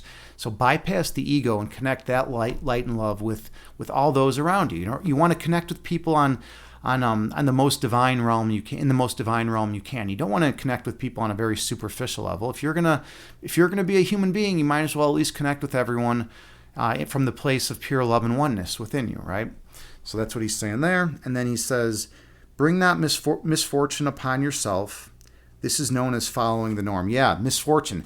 When people get too attached to worldly things, misfortune happens, right? If you get super attached to I don't know, your car, and you get a tiny little nick on it, you might freak out, you might wig out, and then lose your shit, or if you get in a disagreement with someone, you might completely lose your cool and lose your peace of mind, right?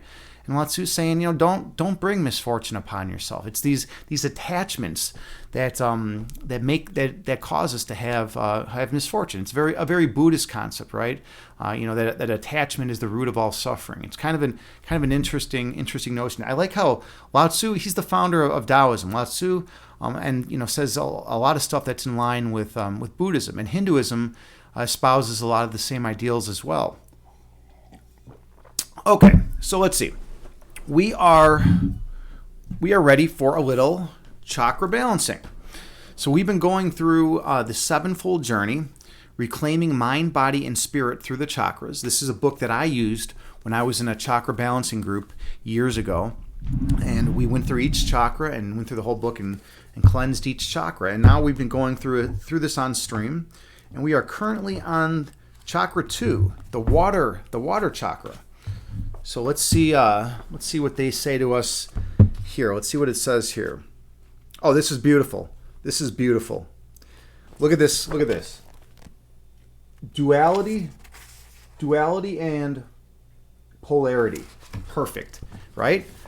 Think about what duality is, right? Two-ness, right? Two things, right? And polarity, right? We have poles, right? We have one pole here and one pole here, right? We got poles, so we have two-ness and we have poles, right? It's the same concept, right? We have distinctions between things. This is pretty interesting. It's actually very similar to what Lao Tzu was just talking about with discernment, right? When we discern, we categorize, right? We make distinctions between different things. We carve up the universe, by saying that the chair is distinct from the couch, right? You say things like that, or that the car is distinct from the pavement, right? You make discernment between different objects, and then you're able to carve everything up. The question the interesting question from a philosophical standpoint is what the ontological status of these things actually is, though, like whether they actually exist independently of the human mind, whether there is such an X as a couch. If the human race didn't exist, would there be a couch, or would it simply be a collection of particles that is no different than the particles in the air? Or that would be a very materialistic way of putting it. And materialists believe that is the case. But anyways, okay, we just got sidetracked. We're balancing our chakras. That's what we're doing here. We're not going to philosophy right now. Okay. So anyways, duality and polarity. The second chakra brings us from singleness to duality. With duality comes an expansion of the picture and the presentation of choice. Suddenly, there is me and you, this and that, us and them. We make our choices by sorting out our feelings and desires. This work is a prerequisite to enacting the will, the work of Chakra 3. All right, so we're working on Chakra 2 here, and this is a prerequisite to Chakra 3, the will. Duality also brings us the concept of polarity, of yin and yang, male and female, up and down, dark and light. Opposites, right? You can't have, if you have a system of complete monism, right? If there's just one thing, right? Let's say there's only one thing that exists, right? There's only one thing, and that one thing is oneness. It's just pure oneness. There's only one thing, right? You can't have hot and cold. You can't have left and right. You can't have up and down. Those are spatial temporal constructs, right? You can only have those if there's at least two things, right? Or a plurality of things, right? If there's many things, right? And then you can have like distinctions between different things because there are different things. But if you're in a state of perfect monism, you can't have polarities, right? That's what they're saying here. It says, we have taken our singleness of Chakra 1 and made a primary division. All right, so there's that separation. There's a distinction. There's a division that has occurred. We now have a line of force running through the middle, connecting the polarities. Okay, so they're saying we have a division, but we have a line of force connecting the polarities. We have something that is bonding the seemingly opposite disparate parts together. The ruling force of the second chakra is attraction of opposites. This attraction is the basis for movement, an instinctual pull to expand ourselves by experiencing something or someone different from ourselves, the other. So there's an attraction for movement because we're like, hey, what is this other thing? What is this other thing? This thing that is not the same as us. What is this? We want to know about it, right? Emotionally, we feel this pull as desire. A desire to experience something different. A desire to merge with another. A desire to move ourselves to another state of consciousness. A desire to grow. That's beautiful. That's beautiful. So they're saying here that this pull, this thing that makes us want to seek out disparate parts that seem disparate and distinct from us, is desire. This pull is desire. So this desire makes us act in the world, right? In philosophy, we talk about belief desire base pairs, right? We talk about these belief desire base pairs, right? This pairing of belief and desire, and that in philosophy of action we talk about how belief and desire influence our behavior, right? So like let's say I have the belief that there is a beer in my fridge, and I have the desire for a beer, right? Well, I'm going to get up and go over and open the fridge and grab a beer and drink the beer, right? Because I believe there's beer in the fridge and I have desire for beer, right? So in philosophy of action, we would say that is, why I would get up and do that. Why my action is caused by, or what causes my action, right? That's what causes my action, beliefs and desires, right? And they're saying something similar here. They're saying that desire is what causes us to seek out the other and experience something different, to carve up the reality in unique ways, and to explore those different things that we've carved up, those different X, Y's, and Z's in the universe that we've carved up. Cool. I really like that section. That was a fun section, and we're going to keep it simple. Let's do one more though. Let's do one more tonight. So we're going to do emotions. Yeah, that was maybe one of the best ones we've done so far. I feel like we got a lot out of that. Okay, all right. Emotions, from E, meaning out, and mover, to move, is the moving out of energy in the body, or as John Bradshaw says, energy in motion. Energy in motion creates expansion and change. Moving upward in the chakra system is an act of expansion from the condensed state of solid matter to the vastness of consciousness. When we feel a pull towards other, when we feel the tug of desire or yearning or emotion, then we are moved to initiate something, to make a change, to expand ourselves in some way. There we go. Then again, just like in philosophy of action, desire is what triggers us to do something. But in philosophy of action, we'd also say belief is also a necessary component as well. If we have a firm foundation as a result of our first chakra work, then our ground will be strong enough to allow us to expand without losing our center.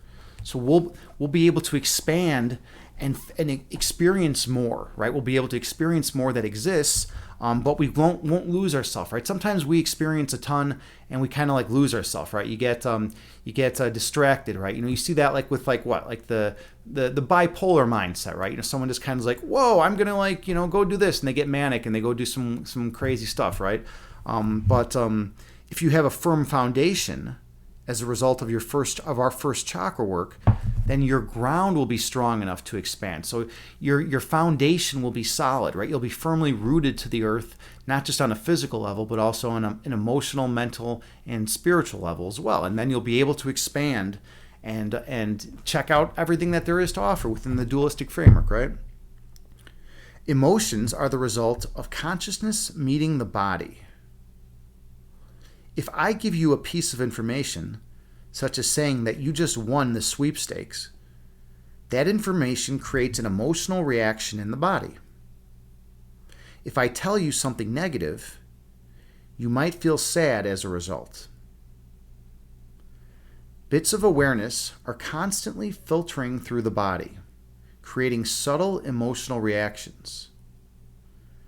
Emotions, in turn, are our most physical aspect of awareness. Ooh. So these authors say that emotions are most fundamental in awareness as far as the physical component is concerned. That's cool. That's interesting. They really put a lot of value on emotions. This deviates a lot from a lot of other Eastern practices that don't value the emotions as much. I'm kind of undecided about emotions. I mean, part of me really loves the Vulcan mindset of just being purely a rational, logical agent in the universe, right? Just going out and just acting in a pure, logical, rational way. But then again, one might argue, well, hey, part of the human condition, part of the human experience is the emotional side of us, right? The Deanna Troi aspect, right? Where we're empathetic and can kind and loving via emotional responses, right? But then again, with emotions, you have like things like the ego and like, war, right? Because people are upset, and, things like Russia invading Ukraine, right? Because people have big egos, right? So, are emotions a good thing, right? You could argue, well, yes, sometimes, and no, other times, and that's probably fair, right? Okay. But anyways, bits of awareness are constantly filtering through the body, creating subtle emotional reactions. Emotions, in turn, are the most physical aspect of awareness. We experience them through sensation. We may often feel something before we know it consciously. Emotions are the body's gateway to consciousness. Interesting. So the authors here are saying that our intuition is comes prior to our awareness. Yeah, because it says we may often feel something before we know it consciously. So we have this intuitive feel, right? That something is going to happen, right? And then we consciously come to realize that thing in time, realize that X in the world is happening, right? But intuition leads us. And I guess I kind of see that with chess, right? I'm a chess instructor, IRL, and sometimes when I'm looking at a position, I just have this like intuition that there's something there, that there's a tactic lurking in the position, but I don't know what it is. I'm just like, hey, there's a tactic here, but I have no idea what the tactic is. So then I'll start looking deeper. And I'll start, peering real deep into the position, and then, I find the tactic eventually, right? And it's like, oh, it was there, right? It was there. It's rare that I'm like, oh, I know there's something here, and it's not the case, right? So I think they make a legit point here, and I think a lot of people will argue that emotional that our intuition is a powerful tool, right? Some people will say, no, intuition is nothing. It doesn't really exist. But I think it's pretty reasonable to say that intuition exists, and it can be a useful tool in helping us to navigate, right? Because we have intuition about something, and then we look to back it up. Now, we also have to be a little bit concerned, though, about a psychological notion such as confirmation bias that could arise with this pattern of thinking, right? Because like, let's say I could envision someone having like a false intuition about something. Like, let's say it's like, oh, I don't know, I feel like this is a bad person, right? And you like judge someone as bad, but you really have no basis for that, right? You're just like, oh, it just feels like this is a bad person. And you like point to someone and you're like, oh, that's a bad person, right? Then any little thing that they do to confirm your suspicion that they're a bad person, like any little thing, maybe they say something that you interpret in a negative light, is going to bear witness to the fact that they are a bad person. It's going to confirm your bias, right? Confirmation bias. It's going to confirm the fact that you already believe that they're a bad person, right? So you got to watch out for that, right? You don't want the self-fulfilling prophecy thing to take hold, right? That's why it's really not a great idea to judge others. When we judge others as like bad people, or as like fucking messed up, or like evil or whatever, right? When we're making these like broad sweeping generalizations without really much objective proof, right, or objective evidence, we're just gonna fill it in with all our confirmation bias. Everything that we can interpret in one of two ways, either in a positive or negative light, is going to be interpreted in a negative light, right? Because we already think that, that X is bad, right? If you think X is bad and then X says something, you're going to, there's two ways you can interpret it, whether in a positive or negative way. You're going to interpret it in the negative way because that's how the mind's constructed, right? To confirm what it already believes. So it's a dangerous, and then it just creates this like loop, right? And then you're like, oh, see, that reinforces it. So I was right. This person is a piece of garbage, right? And then you're just kind of stuck. And then you're judging a person incorrectly, and then it feeds back in because we're all connected. So then you're actually judging yourself, and then it creates this weird ego pattern where the ego kind of gains hold of you for a while, and then you gotta break through and do chakra balancing and things like that to cleanse that, right? But anyways, such is life. That's life for you. Okay. All right. We're done. We're done with the sevenfold journey for today. Good work. Good work, everyone. I hope everyone gained something out of that. It's a really good book, and you can buy it on Amazon if you want. Noger chimed in, man. Noger is an awesome streamer here on Twitch. Super cool, authentic dude. He comes out to Twitch of all places, and he's like, hey, I'm gonna read these philosophical journal articles. Hey, thank you so much for the follow. We have Kaio, Jur, and Goku 2000. Cool. Oh, hey, Daddy, am I the daddy now? All right, where's this going? JT, you gotta be on high alert here. Good to see you, friend. Welcome in. See? You see, that's where this is going. You're welcome. You're welcome to stay. But thank you for the follow. Much appreciated. I'm Agni James, by the way. Welcome. You want to come on over? You want to come on over to my home?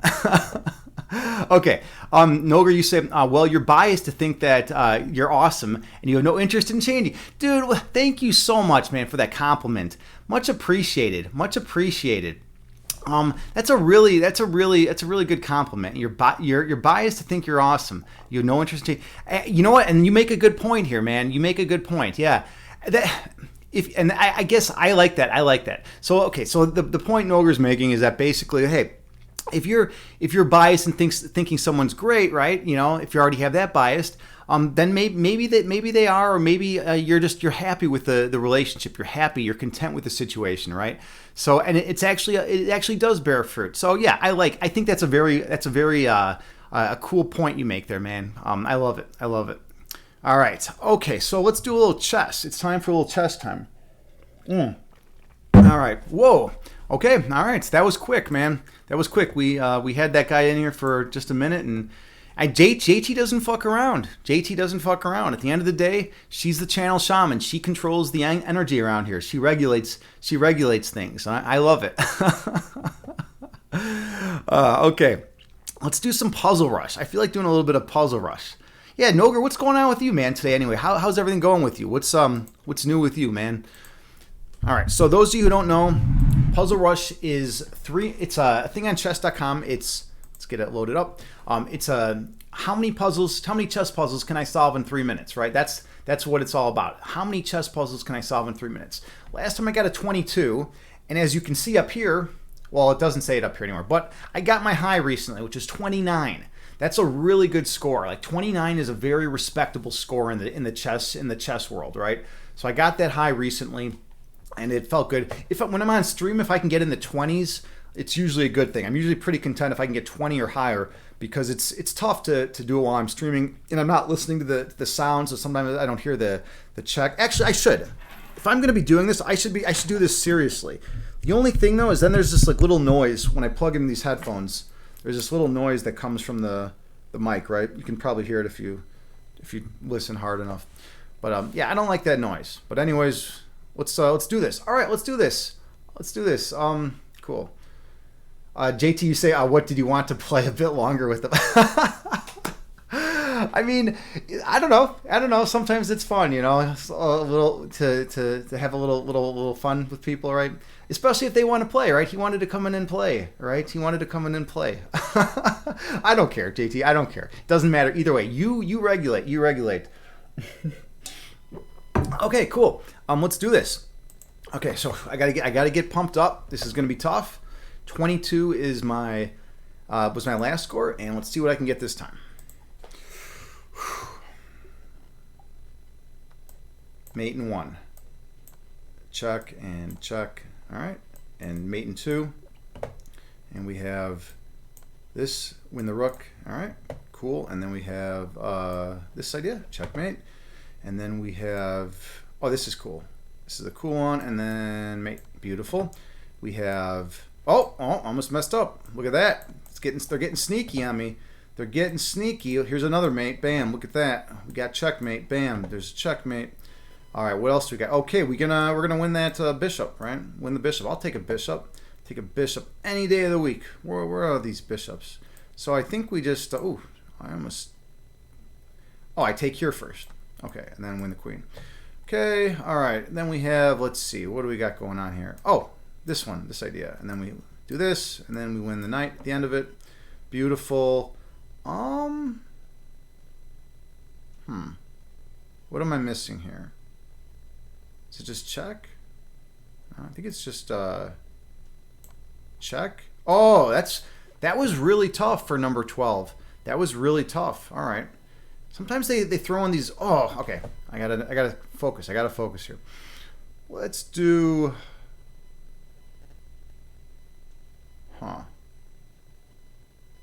I think I throw this check in first. Does that even do it? This one's being difficult. Check. King's got to come over. And then oh yeah, okay. I guess let's like this. Okay. And then we take the bishop. And then we have that idea. All right, cool.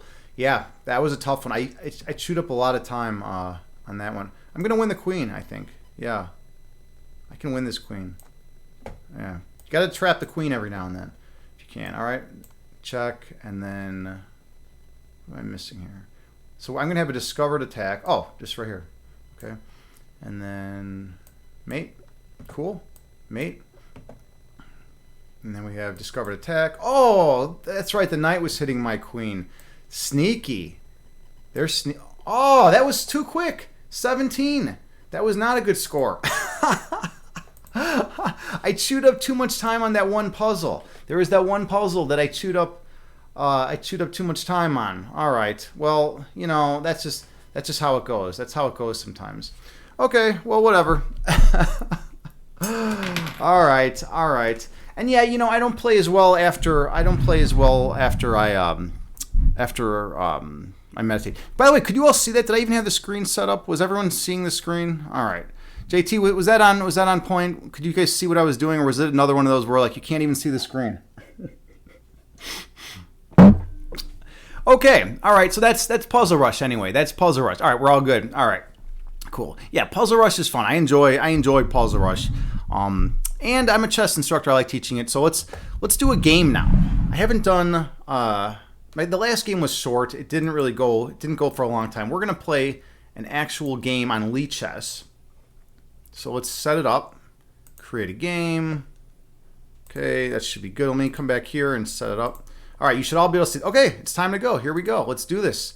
This could be I'm gonna play the French defense. This could be a expert. This could be a complete noob. He's playing the London probably. Yep, there he goes. This is all standard theory. I'm eyeing this pawn. He'll probably play something like this or queen over, you know. What's he going to do? Then I'm going to be bringing bishop. Yep, he plays that line. So bishop up. I'm looking at bishop out, trading light square bishops. This is kind of similar to last game, except the bishop's out here, and I wasn't able to penetrate on b2. Okay, let's see what he's doing. He's thinking. I'm looking to trade bishops, so I'm looking to do this because, like I said last game, the bishops, my pawns are on light squares. All right, this guy's going in for tricks. He's going in for tricks. I don't see any tricks here, to be honest. I don't think that's not a good move. So we're gonna do this. I could be wrong though. Maybe there's something to it, but it doesn't. I'm not buying it right now. I'm not buying it. If he takes, I'm gonna take.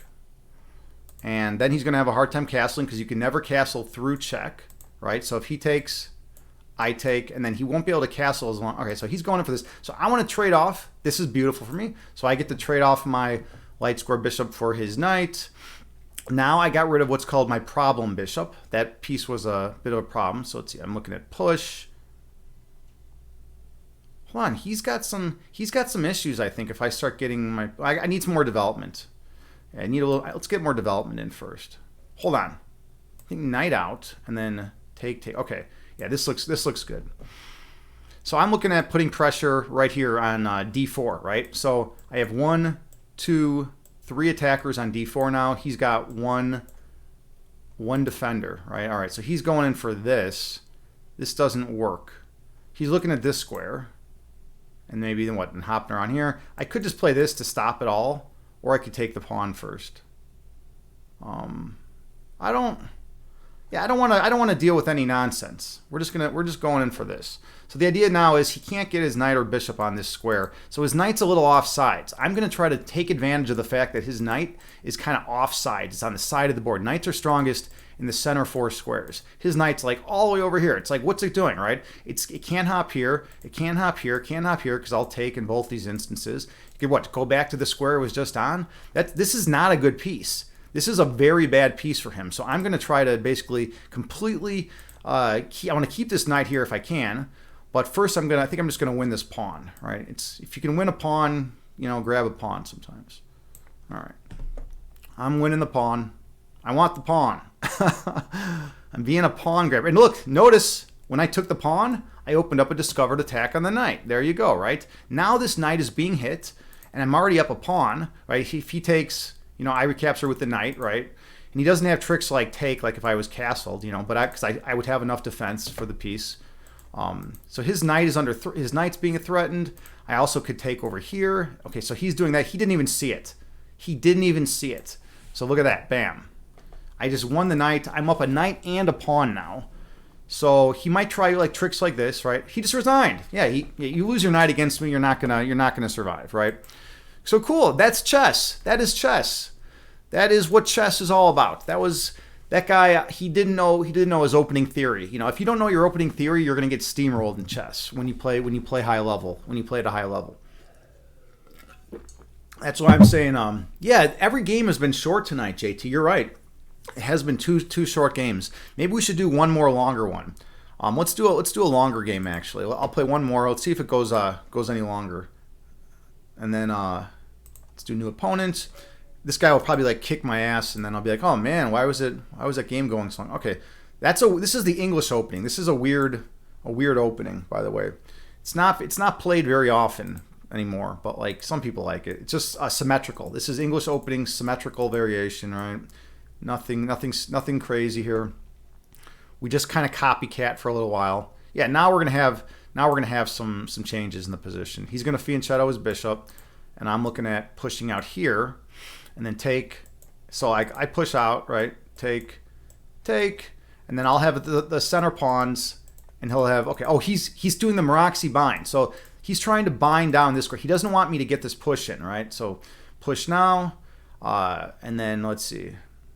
Yeah, I can't push now. All right, fair enough, whatever.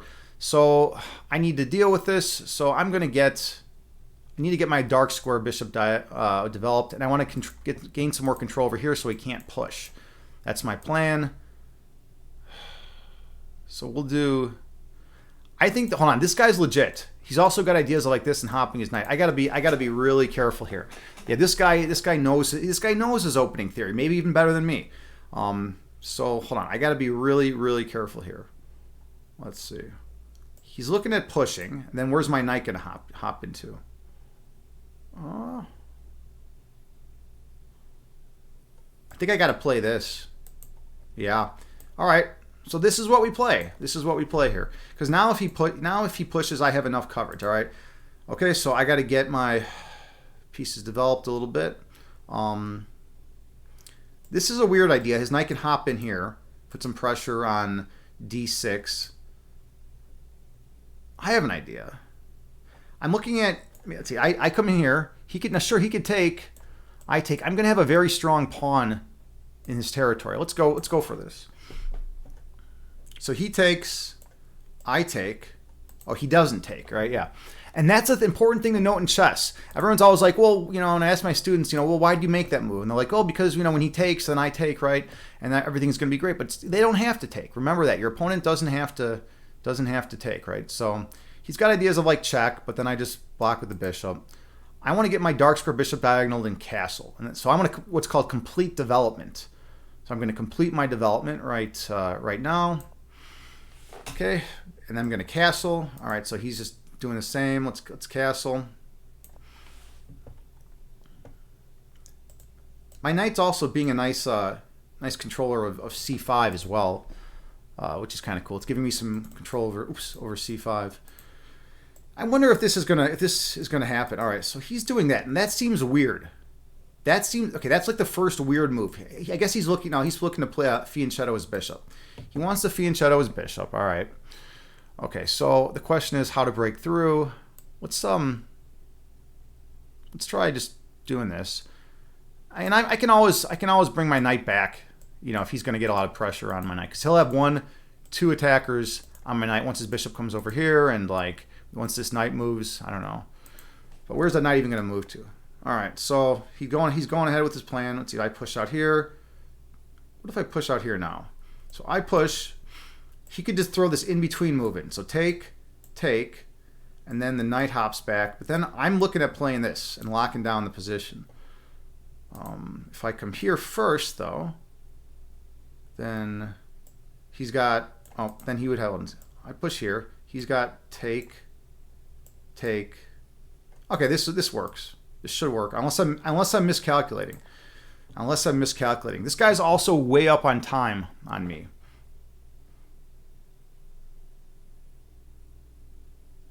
This was a timely push, by the way. This needed to be done now, or else I don't think I could have gotten it in. This guy's a very good player. This guy is absolutely legit, and he's playing an opening that is like an older opening. So I don't. All right, so we got that. Yeah. So okay. So I just take.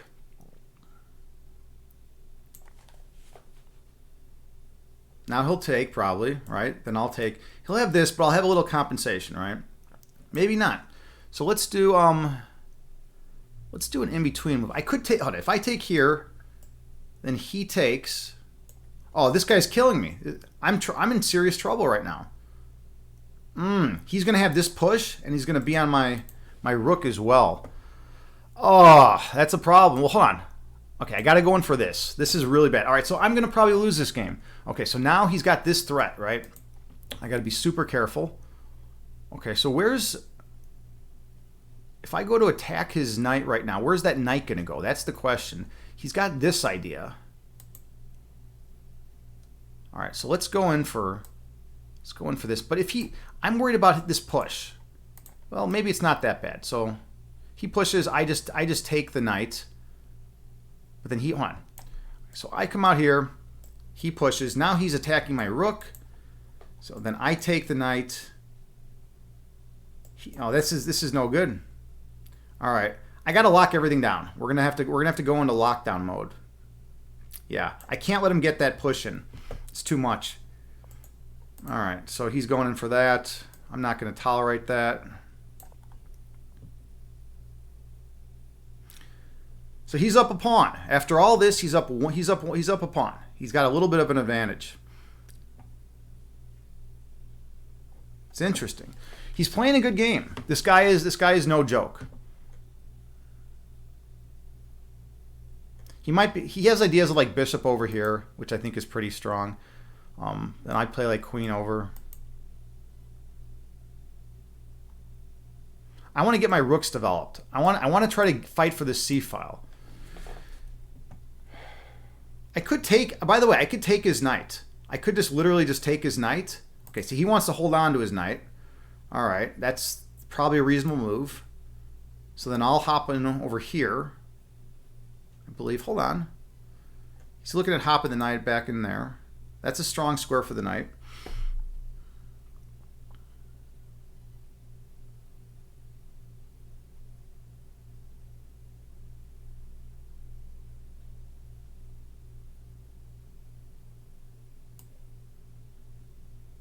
All right.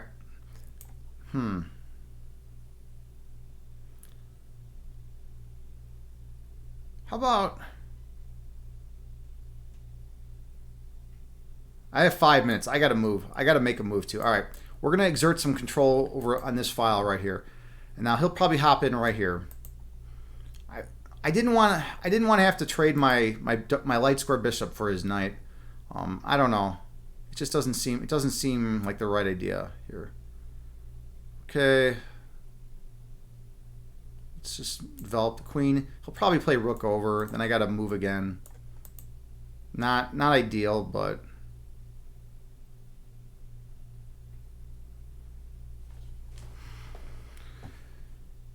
yeah, I'm a little cramped too. I mean, I have this pawn. I have a little spatial advantage. What I'm talking about. I have a little bit of a spatial advantage. All right, so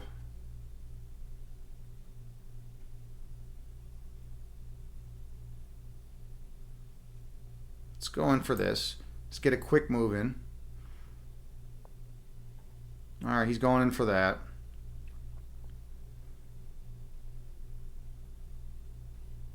He's got two pieces on this pawn. That's the idea, right? So I need to defend it. I don't want to be super passive. All right, well, you know what? Take.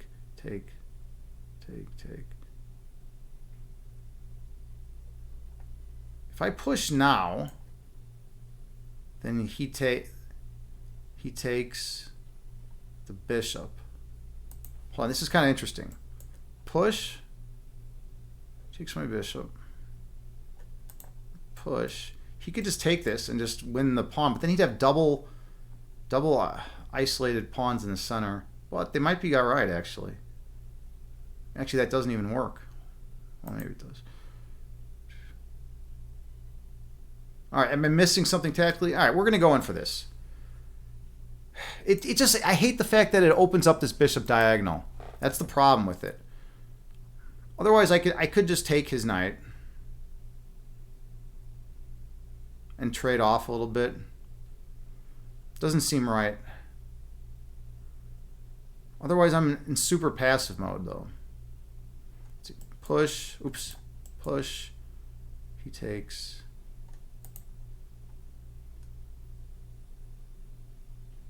All right, I gotta just get rid of the knight. That knight's too strong. That knight is too strong of a piece, and then we'll just have some big trades. Okay, so he took that way, which I think is interesting. He took that way. All right. So now I do have two pieces here, but this is a poison pawn because he gets another defender on it, and then I'd have to get my queen would be under fire if he gets another attacker on it. I mean. All right, well, whatever. We're just gonna play this.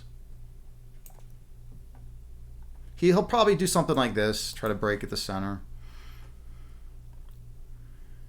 This dark square bishop needs to come alive though. Like right now, it's not doing a ton.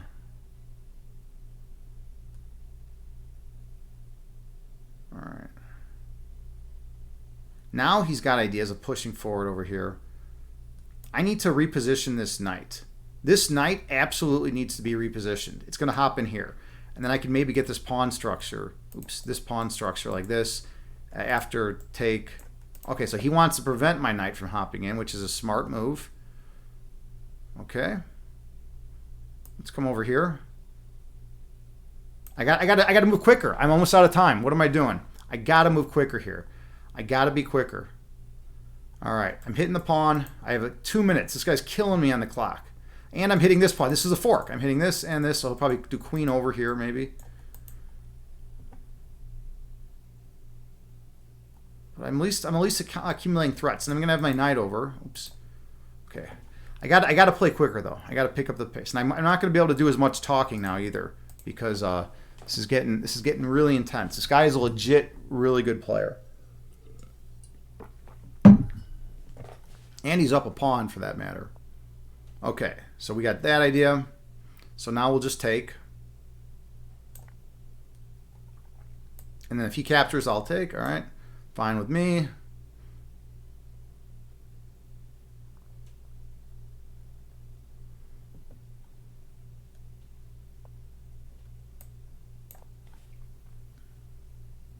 Doubling up rook, so now he'll probably take. He's got this push idea now. Then I can go after the bishop, though. He's looking at pushing through here. This is actually really scary. He's got 2 passed pawns here. I got 1 passed pawn here. Maybe I can get that pawn rolling. I only got a minute 47, and there's no increment, which means you don't get time per move made. This is rough. This is really rough. All right. So he wants to play that. Let's do this. Let's go after the bishop. Hitting the bishop. If he comes here, I'll just hit it over here. Actually, no. If he comes here, I come right here and pin it. So he's got to come all the way back. Ooh, that's a terrible move to make. All right, I have a good moment now for me. I actually have something good going on. All right, let's see if I can capitalize on it.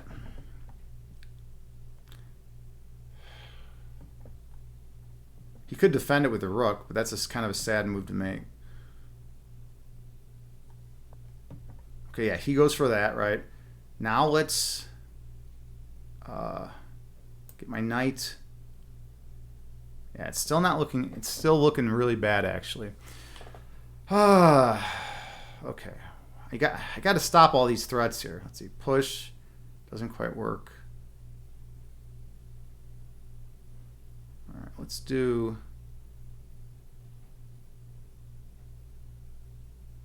this idea. I have 1 minute and 11 seconds. I gotta move quicker. He's probably reroute. Then I come up.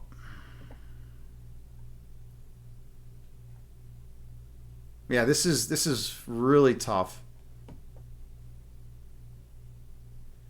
He burned me on the opening. He knows the English better than I do.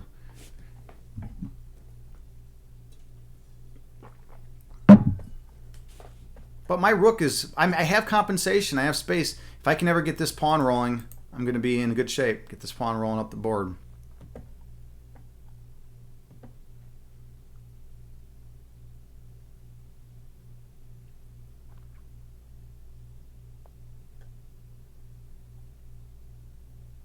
That's kind of a weird move. Let's see.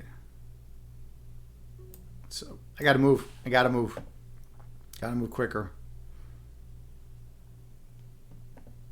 On the pawn. I'm looking at getting this push in. This is an important push.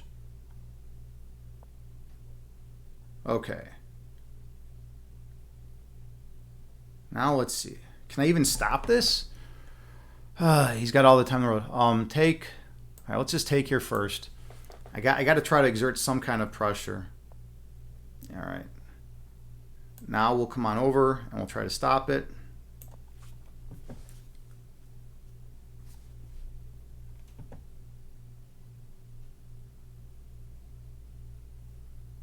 I just don't have time. Don't have any time.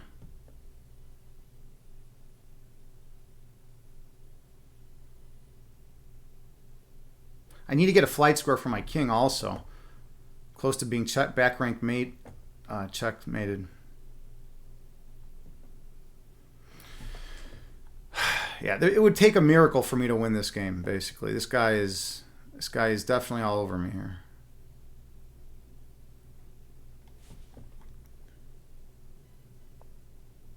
He's going in for this. We'll do this. Okay, he wants that.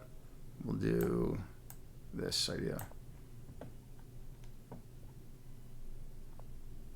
And there's that. And then, ooh, we'll do this. His bishop's pinned to the rook, which is kind of neat. I need to get this pawn rolling. All right, we're going to take. I got to try something like this.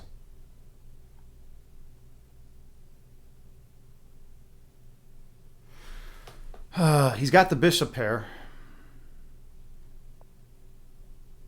All right, let's do something like this. I'm trying anything I can. It's really tough, though. He's making it real tough on me. Got to get my king active. I only have 20 seconds. Yeah, what can I do? I got 20 seconds. This is ridiculous. 19 seconds. Oh, I have an idea. Oh, it's not quite going to work. All right, we got to do this.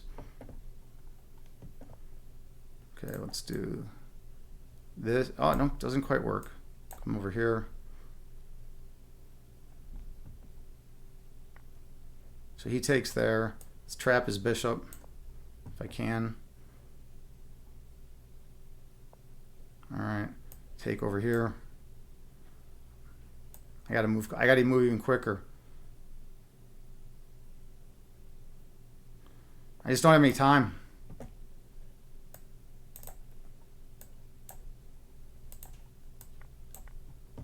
No time.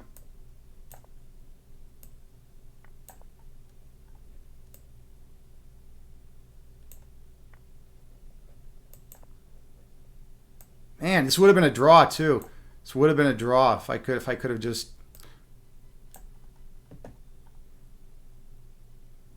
I'm so close to a checkmate. Pushing his king back too. Ah, all right. Ah, he got me on time. All right, well, that was a good game, though. That was a good game. This guy was legit. This guy's a legit, really strong player. Yeah. Yeah, exactly. One sluggy. This guy was definitely a worthy opponent. This guy's legit. He's good. I needed more time. I needed more time there. If I had a little bit more time, I would have been able to do something. But, you know, at the end of the day, he did outplay me. Another thing to note, too, is he had the white pieces, right? If you're white in chess, you definitely have an advantage against your opponent because you get to make the first move. In fact, in high-level play, they say that a draw for black is like a win because you start off with a disadvantage. So yeah, but yeah, JT, you say fought to the last. Of course, I'm going to fight to the last. I mean, what else am I going to do, right? I'm gonna fight all the way. I'm gonna fight all the way I can. All right. Okay, where are we at here? Let's do one more puzzle rush. I want to try to. That last puzzle rush, I was a little unhappy with. It was 17. That's not a good score. I'll see if I can get one in the 20s and go from there. All right, so we'll do display. Let's do a puzzle rush, but I'll try to do like one that's better. All right, I think everyone can see this fine. Yep. All right, let's do it.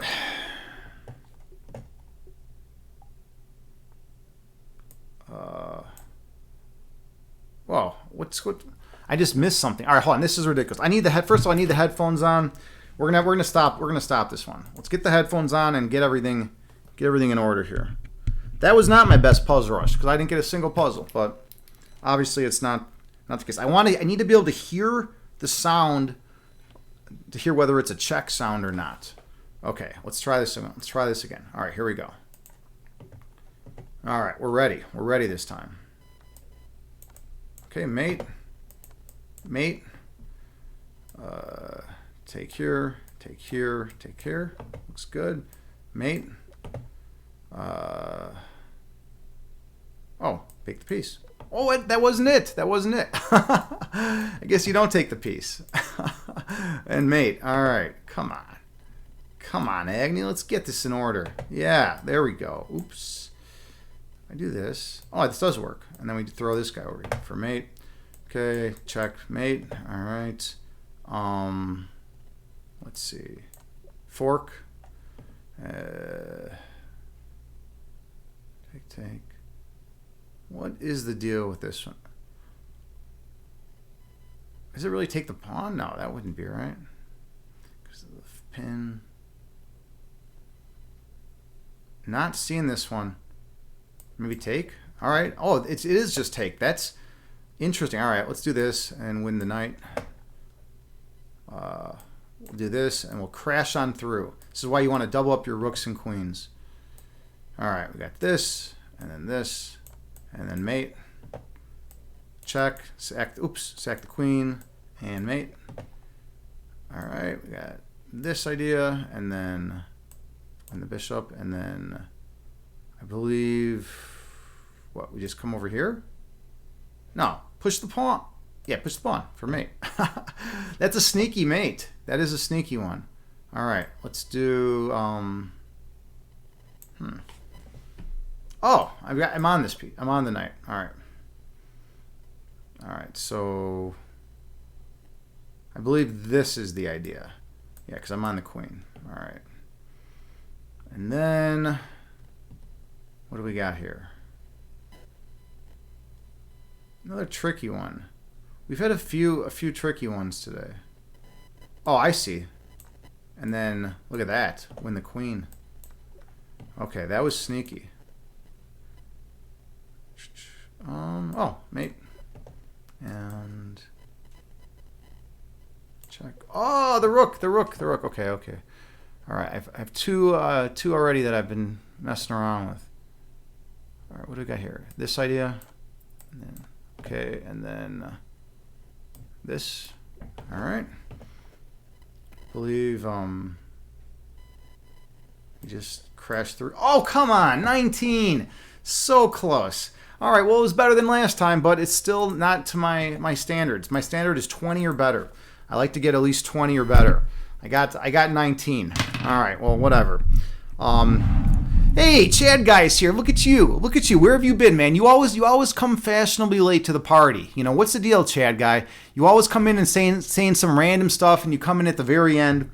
Very end of the stream or something. But I don't know. I feel like I could still go for a while. But it's good to see you. What's going on with you, man? You've been active in Discord. And by the way, we have a flowering Discord going on right now. Everyone, check out my Discord. Join my Discord. There's a lot of action, a lot of excitement going on here. Yeah, dude, I'm doing the shirtless thing, or not shirtless, doing the sleeveless. I'm not shirtless. Actually, no, it's Emperor's New Clothes. I'm not even wearing clothes right now. Wait, that's like the reverse. Okay, so I'm actually not wearing clothes, and you think I'm wearing clothes. Joke's on you, Chad guy. You think I'm wearing clothes. I'm not. I'm actually naked. How about that? Your perception is off, man. Actually, the only thing that I'm wearing is sleeves. I actually just have sleeves on. I'm not wearing a shirt, but I am wearing sleeves, all right? So you got it backwards. It's not sleeveless. It's only sleeved. But yeah, anyways, that's what's going on today, man. So, and everyone out there. Check out, you say, but did Agni shaved the armpits? No, I did not. I don't shave my armpits. Don't shave the armpits. I got the armpit hair going in there. That's, it's part of life, right? I'm not an armpit shaver. If I was a swimmer, if I was like a hardcore swimmer, I would consider it. All right, but it's there for a reason, right? I don't know, maybe it keeps me warm or something, but I've never even thought about shaving my armpits. All right, how do we get on this conversation? Because Chad guy's here. When Chad guy comes in here, like the ridiculousness comes in. The ridiculousness comes in with the Chad guy. Okay. Well, let's see. I'm you know what? I'm pissed. I'm pissed about that 19 I got in Puzzle Rush. I need to step up my Puzzle Rush game. Maybe the headphones are actually throwing me off. I think the headphones might be throwing me off. Let's try this again. And I'm gonna get in the 20s this time. I'm gonna fucking do it. This is ridiculous. Let's try this again. All right. Everyone can see everything's good. Yep, we're good. Let's play it up. Whew. All right. These are some bad Puzzle Rushes. Oh, just win the rook. Oh, no. All right. All right, maybe today's not my day for Puzzle Rush. I'm starting to seriously consider this. I mean, every day can't be your day, I guess, right? Oh, God, I'm sacking pieces everywhere. I don't know what the hell's going on. Oh, my God. All right, come on over here. Here's a check. Yeah, win the rook. All right, get over here. Check. Mate, give me that mate. Oh my God! I'm showing you guys some bad Puzzle Rush ability tonight. You guys are in for a treat. All right, let's see. Oh, checkmate. I'll take it. Take it. All right. There we go. So I can still do a couple things. What was that voice I was just making? That's not a voice I make very often. I don't know if I ever make that voice. Sack the queen for mate, right? Why not? Oh, okay, cool. What's going on here? This idea, I think, right? Oh, no. No, that's not the idea that I wanted. All right. Let's slow things down. I think I'm moving too quick here. Maybe that's the problem. Let's do this idea, right? Okay, yeah, I was moving too quick. This is total copium, by the way. Like, I got some major copium going on right now. So this, and then we'll take, and then we're pushing. I'm going to be faster than him. Okay, cool. Faster than him. I'm faster than you, man. Check. And what you going to do? Sack the queen for nothing? All right, sack that queen for nothing. Oh, yeah, that's cool. And then I have, I believe, what, push? I'm on the rook. Is it really just push? No, because the bishop's guarding it. All right, take, it's a fork. Win the piece, black to move. Okay, black to move. What am I doing here? Just go right here, I think. No, that doesn't work. Oh, I can't, what am I doing? All right, that was really bad. I didn't see that one. All right, so apparently today is not my day for Puzzle Rush. In other news, I'm still trying. Oh, I'm in check, and I didn't even see it. All right, come on. Get over here, knight. Block this. There we go. All right. And then I win this guy, I believe. Oh, 19 again. 1 away. The universe is fucking with me right now. The universe is absolutely fucking with me. I am telling you. The universe is like, all right, this guy is too zenned out. He's reading Lao Tzu and talking about the mother of all things. He's talking about, being one with all of creation. And then he comes in here and is trying to be a chess player too. Like, who is this guy? Who is this Agni James that we're talking about, right? Come on, that's ridiculous. All right. Let's see, Chad guy, you say, wouldn't Agni look badass with a thunder hammer and battle Thor? For Asgard, yeah, that I would do it, man. That's like, it's like something I'm not opposed to it, right? I'm not opposed to stuff like that. I also will wear funny hats every now and then, and wear, and like do shirtless streams. Let's see, Chaggy, you say, fun fact: in ancient Greece, shaved heads were a mark of a slave. Yeah, well, sometimes in life you become a slave, sometimes you become a master, sometimes you become the hero, sometimes you become the villain. That's all part of the dualistic framework. Welcome in everyone to this illusory dualistic framework in which we think we inhabit bodies and live in this planet, right? It's a very interesting phenomenal realm here of the world of sensory experience and partial perceptions and not being able to know absolute truth and finite knowledge and all those good things. We have all those good things here. But at the same time, we have things like love and caring for your family and compassion and and kindness and oneness and all sorts of things like that, right? So we have all sorts of stuff, right? But at the same time, we have Russia invading Ukraine. We have all that too.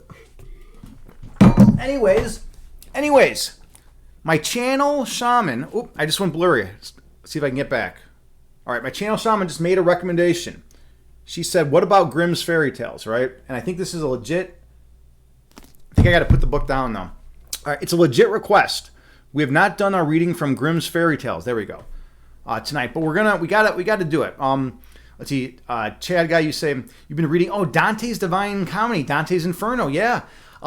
I once, when I was in grad school for philosophy, I was sleeping over at a philosophy house, right? I was laying on my sleeping bag on the floor, just trying to get some sleep, and these two dudes were in a major debate till like 6 a.m. on whether Dante's Inferno was a political satire, was actually a political satire or not. Like they wouldn't let up. They were both, like the one guy said yes, the other guy said no, and they were at it till 6 a.m. And I'm like trying to get some sleep, like looking over, like what the fuck, dude? Who gives a fuck if Dante's Inferno is a political satire or not? The important thing is I'm trying to get some sleep. Leave me alone. It's good. All right. Okay. JT, you say yes, need a night story before bed. All right. Well, here we go. We are on story, I believe, 5. This is called, I don't know what this font is. Jorinda and Joringle. Is that a J? What do you guys think? Like, what does that first letter look like to you? What is that first letter? Can you guys all read that? Like, what is that first letter? Is that an F or a J? Jorinda and Joringle, or Forinda and Foringle? Hold on a second. This is ridiculous. All right. Well, it's one of those. All right. Oh, it's Jorinda. It is a J. I'm right. It is a J. All right. Here we go. Okay, let's see how long this story is. It's a super short story. This is cool. 1, 2, 3.5 pages. If you can't handle a 3.5 page story, you have some major ADD. You got some major attention span issues, let me tell you. Coming from someone who has ADD, so I can say that, right? Oh, what do I think about Dante's Inferno? Oh, I thought you were asking what do I think about Grimm's Fairy Tales or whatever, or something like that. I never read it. I read like the first chapter, like, I don't know, 3 times, and I would agree. I'd be all excited. I'd be like, okay, I'm gonna read the first chapter, and I'd read the first part, and then like I just never continued it. I got distracted, so I have no comment. For once, I got nothing to say. Like typically I have something to say. In this instance, I have nothing to say, man. It's like I'm just dead silent. You can hear the crickets. All right, Jorinda and Joringle. There was once an old castle in the middle of a vast, thick wood. In it, there lived an old woman quite alone, and she was a witch. By day, she made herself into a cat or a screech owl, but regularly at night, she became a human being again. That's pretty cool. This witch is like, hey, I feel like being an owl tonight, or hey, I feel like being a cat tonight. Like that's pretty neat, man. That's a cool trick. Like, I wish I could just turn myself into a cat and owl at will. Like, that's pretty badass. But then at night, she always comes back to a human. All right. In this way, she was able to decoy wild beasts and birds, which she would kill and boil or roast them. It's a good strategy. It's a good strategy if you think about it, right? Because if you got to hunt, you might as well like turn into an owl or a cat, right? Because cats are going to get the mice, and owls are going to get don't owls eat mice too, like little rodents, right? All right. If any man came within 100 paces of the castle, she was forced to stand still. Oh, he was forced to stand still. Okay, if any man came within 100 paces of the castle, he was forced to stand still. He could not move from the place till she gave the word of release. But if an innocent maiden came within the circle, she changed her into a bird and shut her up in a cage, which she carried into a room in the castle? That's crazy. This is crazy, dude. This person's out of her mind. She's turning innocent maidens into birds and locking them in cages, and then the dude's got to just like stand still until she's like out of her mind. She's like on some kind of ego power trip, right? I mean, witches got to be respectful, right? They shouldn't be acting like this. JT, you say, oh shit, they wrote a story about you. Is this what you do, JT? Are you turning innocent maidens into birds and locking them in cages? JT, I don't know about that. All right. Anyways, she must have had 7,000 cages of this kind containing pretty birds. That's intense. So she's got 7,000 innocent maidens locked up. That's, I don't know. Someone's got to call like DCFS or something. Okay, now there once was a maiden called Jorinda who was more beautiful than all other maidens. She had promised to marry a very handsome youth named Joringle. And it was the days of their courtship, when they took the greatest joy in being alone together, that one day they wandered out into the forest. "Take care," said Joringle. "Do not let us go too near the castle." It was a lovely evening. The sunshine glanced between the tree trunks of the dark greenwood, while the turtle doves sang plaintively in the old beech trees. Yet Jorinda sat down in the sunshine and could not help weeping and bewailing, while Joringle, too, soon became just as mournful. They both felt as miserable as if they had been going to die. Gazing around them, they found they had lost their way and did not know how they should find the path home.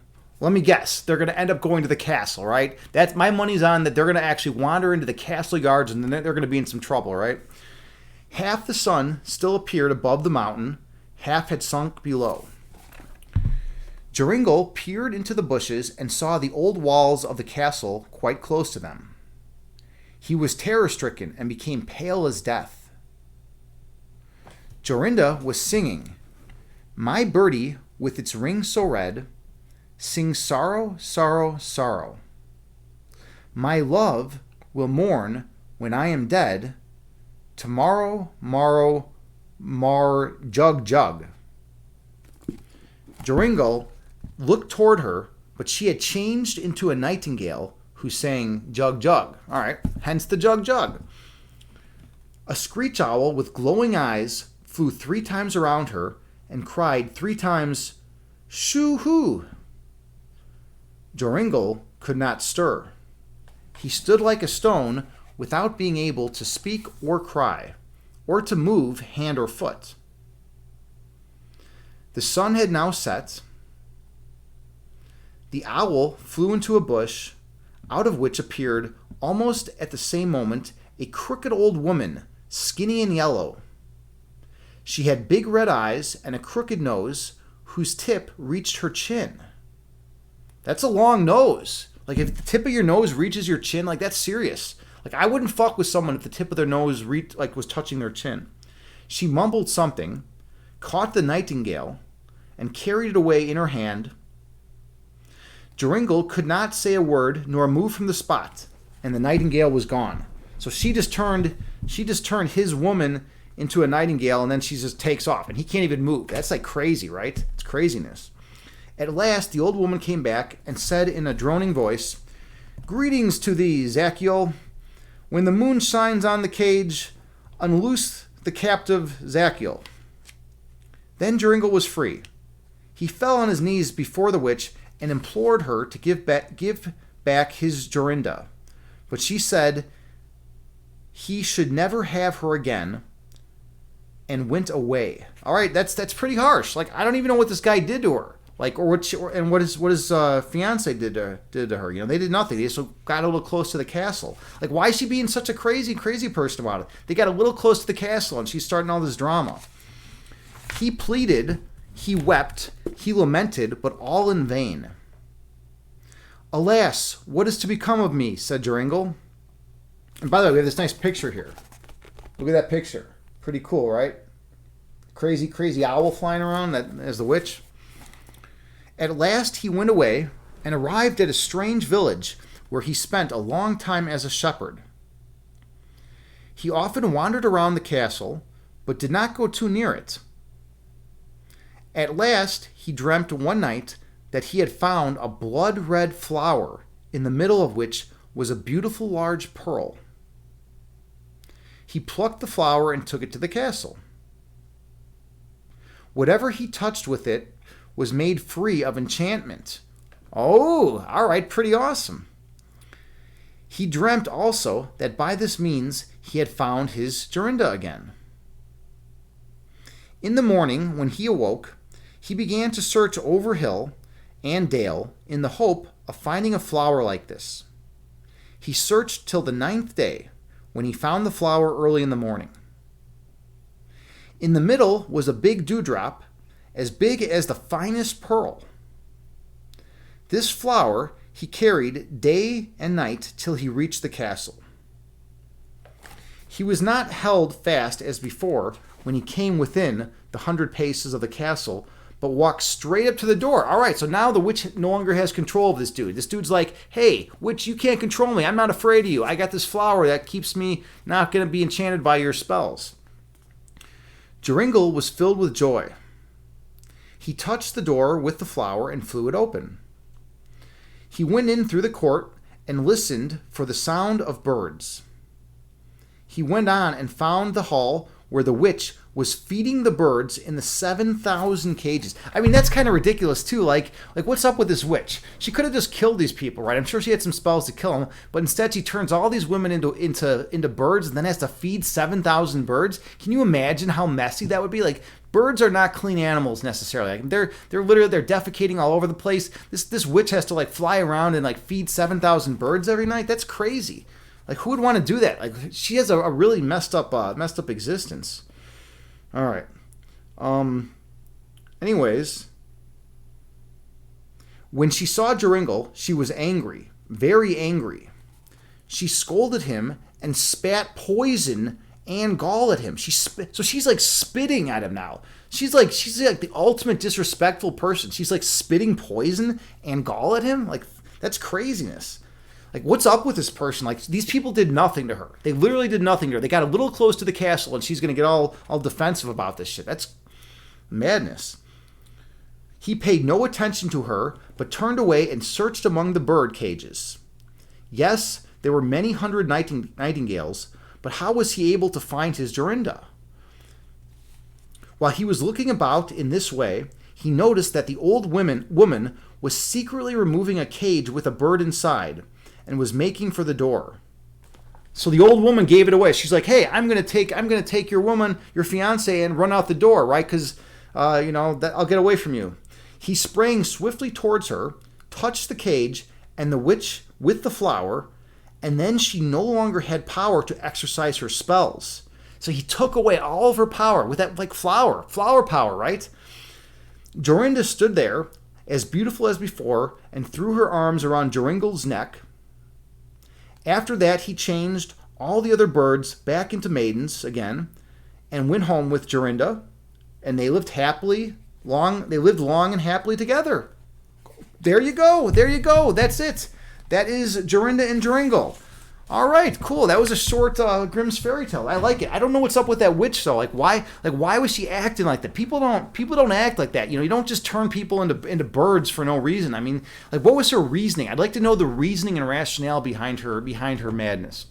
Hey, Subi Blue's here. Good to see you, friend. How you doing, man? What's going on with you? It's been a while. Subi Blue is an awesome dude. He's in the fitness and health community. He streams Jackbox Party Backs games. He knows everyone in the fitness health community. His partner in crime, Moon Hanu, is a streamer. She streams primarily on Inside Timer these days. It's good to see you, man. Good to see you. I'm all right. Everything's going good.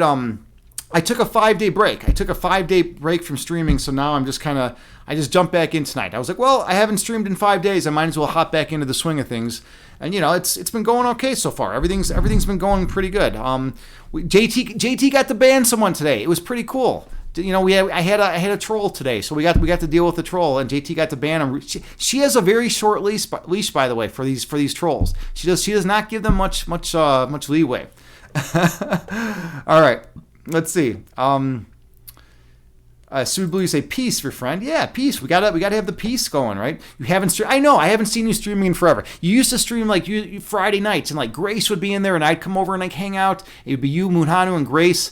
Well, you had some other people in there you had some regulars that I didn't really know many of them, but yeah, they were all good people. Let's see. Subi, you say bring down the hammer. JT does. She does. She doesn't mess around. The guy comes in. I think he got two. What did he get? 2 comments. He came in with 2 comments. And that was it. I think I was like playing around a little bit because I thought it was kind of funny. But at the end of the day, she's gonna ban him. She's kind of like the witch that turns the maidens into birds, except she's doing it for a good reason. She has justification. That witch has no justification for any of that. Subi, we already did the chakra balancing for today. We did the chakra balancing group. We already did the guided meditation. We had an awesome guided meditation. It was really peaceful and relaxing. I played a ton of chess. I won my first 2 games, but they were short. And then the last game was a really good game, and my opponent was really strong, and he ended up winning the game. I ran out of time. I feel like I'm pretty sure if I had more time, I could have unraveled the position, unwound the position, and won the game. But he was too much. He played the English opening, which is an opening that I'm not super familiar with. It was a symmetrical variation of it, but it's good. And my puzzle rushes haven't been great today, but we've had a good stream. We're actually winding things down right now. I like and by the way, Subi Blue, this book, the Tao Te Ching, one of the greatest books ever written. We read a passage from the Tao Te Ching, so that was fun too. I've been doing that. I've been reading one passage from the Tao Te Ching every stream, and we've been balancing our chakras with the 7-fold journey, and yeah, it's been going well. We're still on the water chakra, so yeah, we've been doing that, and we're on chakra 2. But everything is going good. I think it's time we call it a night. I've been streaming 3 hours. It's got a little blurry right here at the end. Let's see if I can undo it. Maybe that blurriness is a sign that we need to end the stream anyway. All right, let's just try to get it back. Well, whatever. I don't feel like messing with it. Agni, read you Dr. Seuss. Dr. Seuss. No. We have a book right here. We have too many books. We have too many books here. All right. So let's see who's available to raid. Let's see who's out there. All right. Soma. No, Infernal or Soma. Well, I think I rated Anne last time. Let's do Soma Green. I want to raid her again. I haven't raided her in a while. We're going to raid Soma. She's a pretty interesting. She does some meditation here on Twitch, actually, but I think it's just like Sunday nights. And then she does like variety the rest of the time. She does a fortune telling too. She's a fortune teller, which is kind of cool, right? I don't know any fortune tellers in my world. She's a fortune teller. Maybe JT, are you a fortune teller too? All right, let's get the raid call all situated, all set up. Raid City. And then we'll get the emotes in here. We'll copy paste this. You're not a fortune teller? All right. Well, you should work on that skill. That would be pretty cool. Because I don't know many fortune tellers anymore. I guess maybe I'm the fortune teller. Am I the prophetic one? All right. Chad guy, you say, geez, Agni, talk about selfish. You never ask for much. Oh, you can't sleep without a wholesome. That was a wholesome story. Hold on. Yeah, whatever. Okay, we're rating anyway. It doesn't matter if I'm blurry. Okay, so copy and paste this, everyone. Chad guy, maybe in Discord, I'll tell a wholesome story. All right, here's the raid sign. Copy and paste. Why do I call it a raid call, raid sign? I don't know what the fuck to call it. But anyways, yeah, thank you all so much. It's been great. We're gonna raid her, and I think it's gonna go good. It will go good. So we're going to raid Soma Green. I hope you all have a wonderful day. Love everyone around you. Be kind, a kind human being to the people around you. Everyone needs a little kindness and compassion. So namaste to all of you, and thank you so much for being here.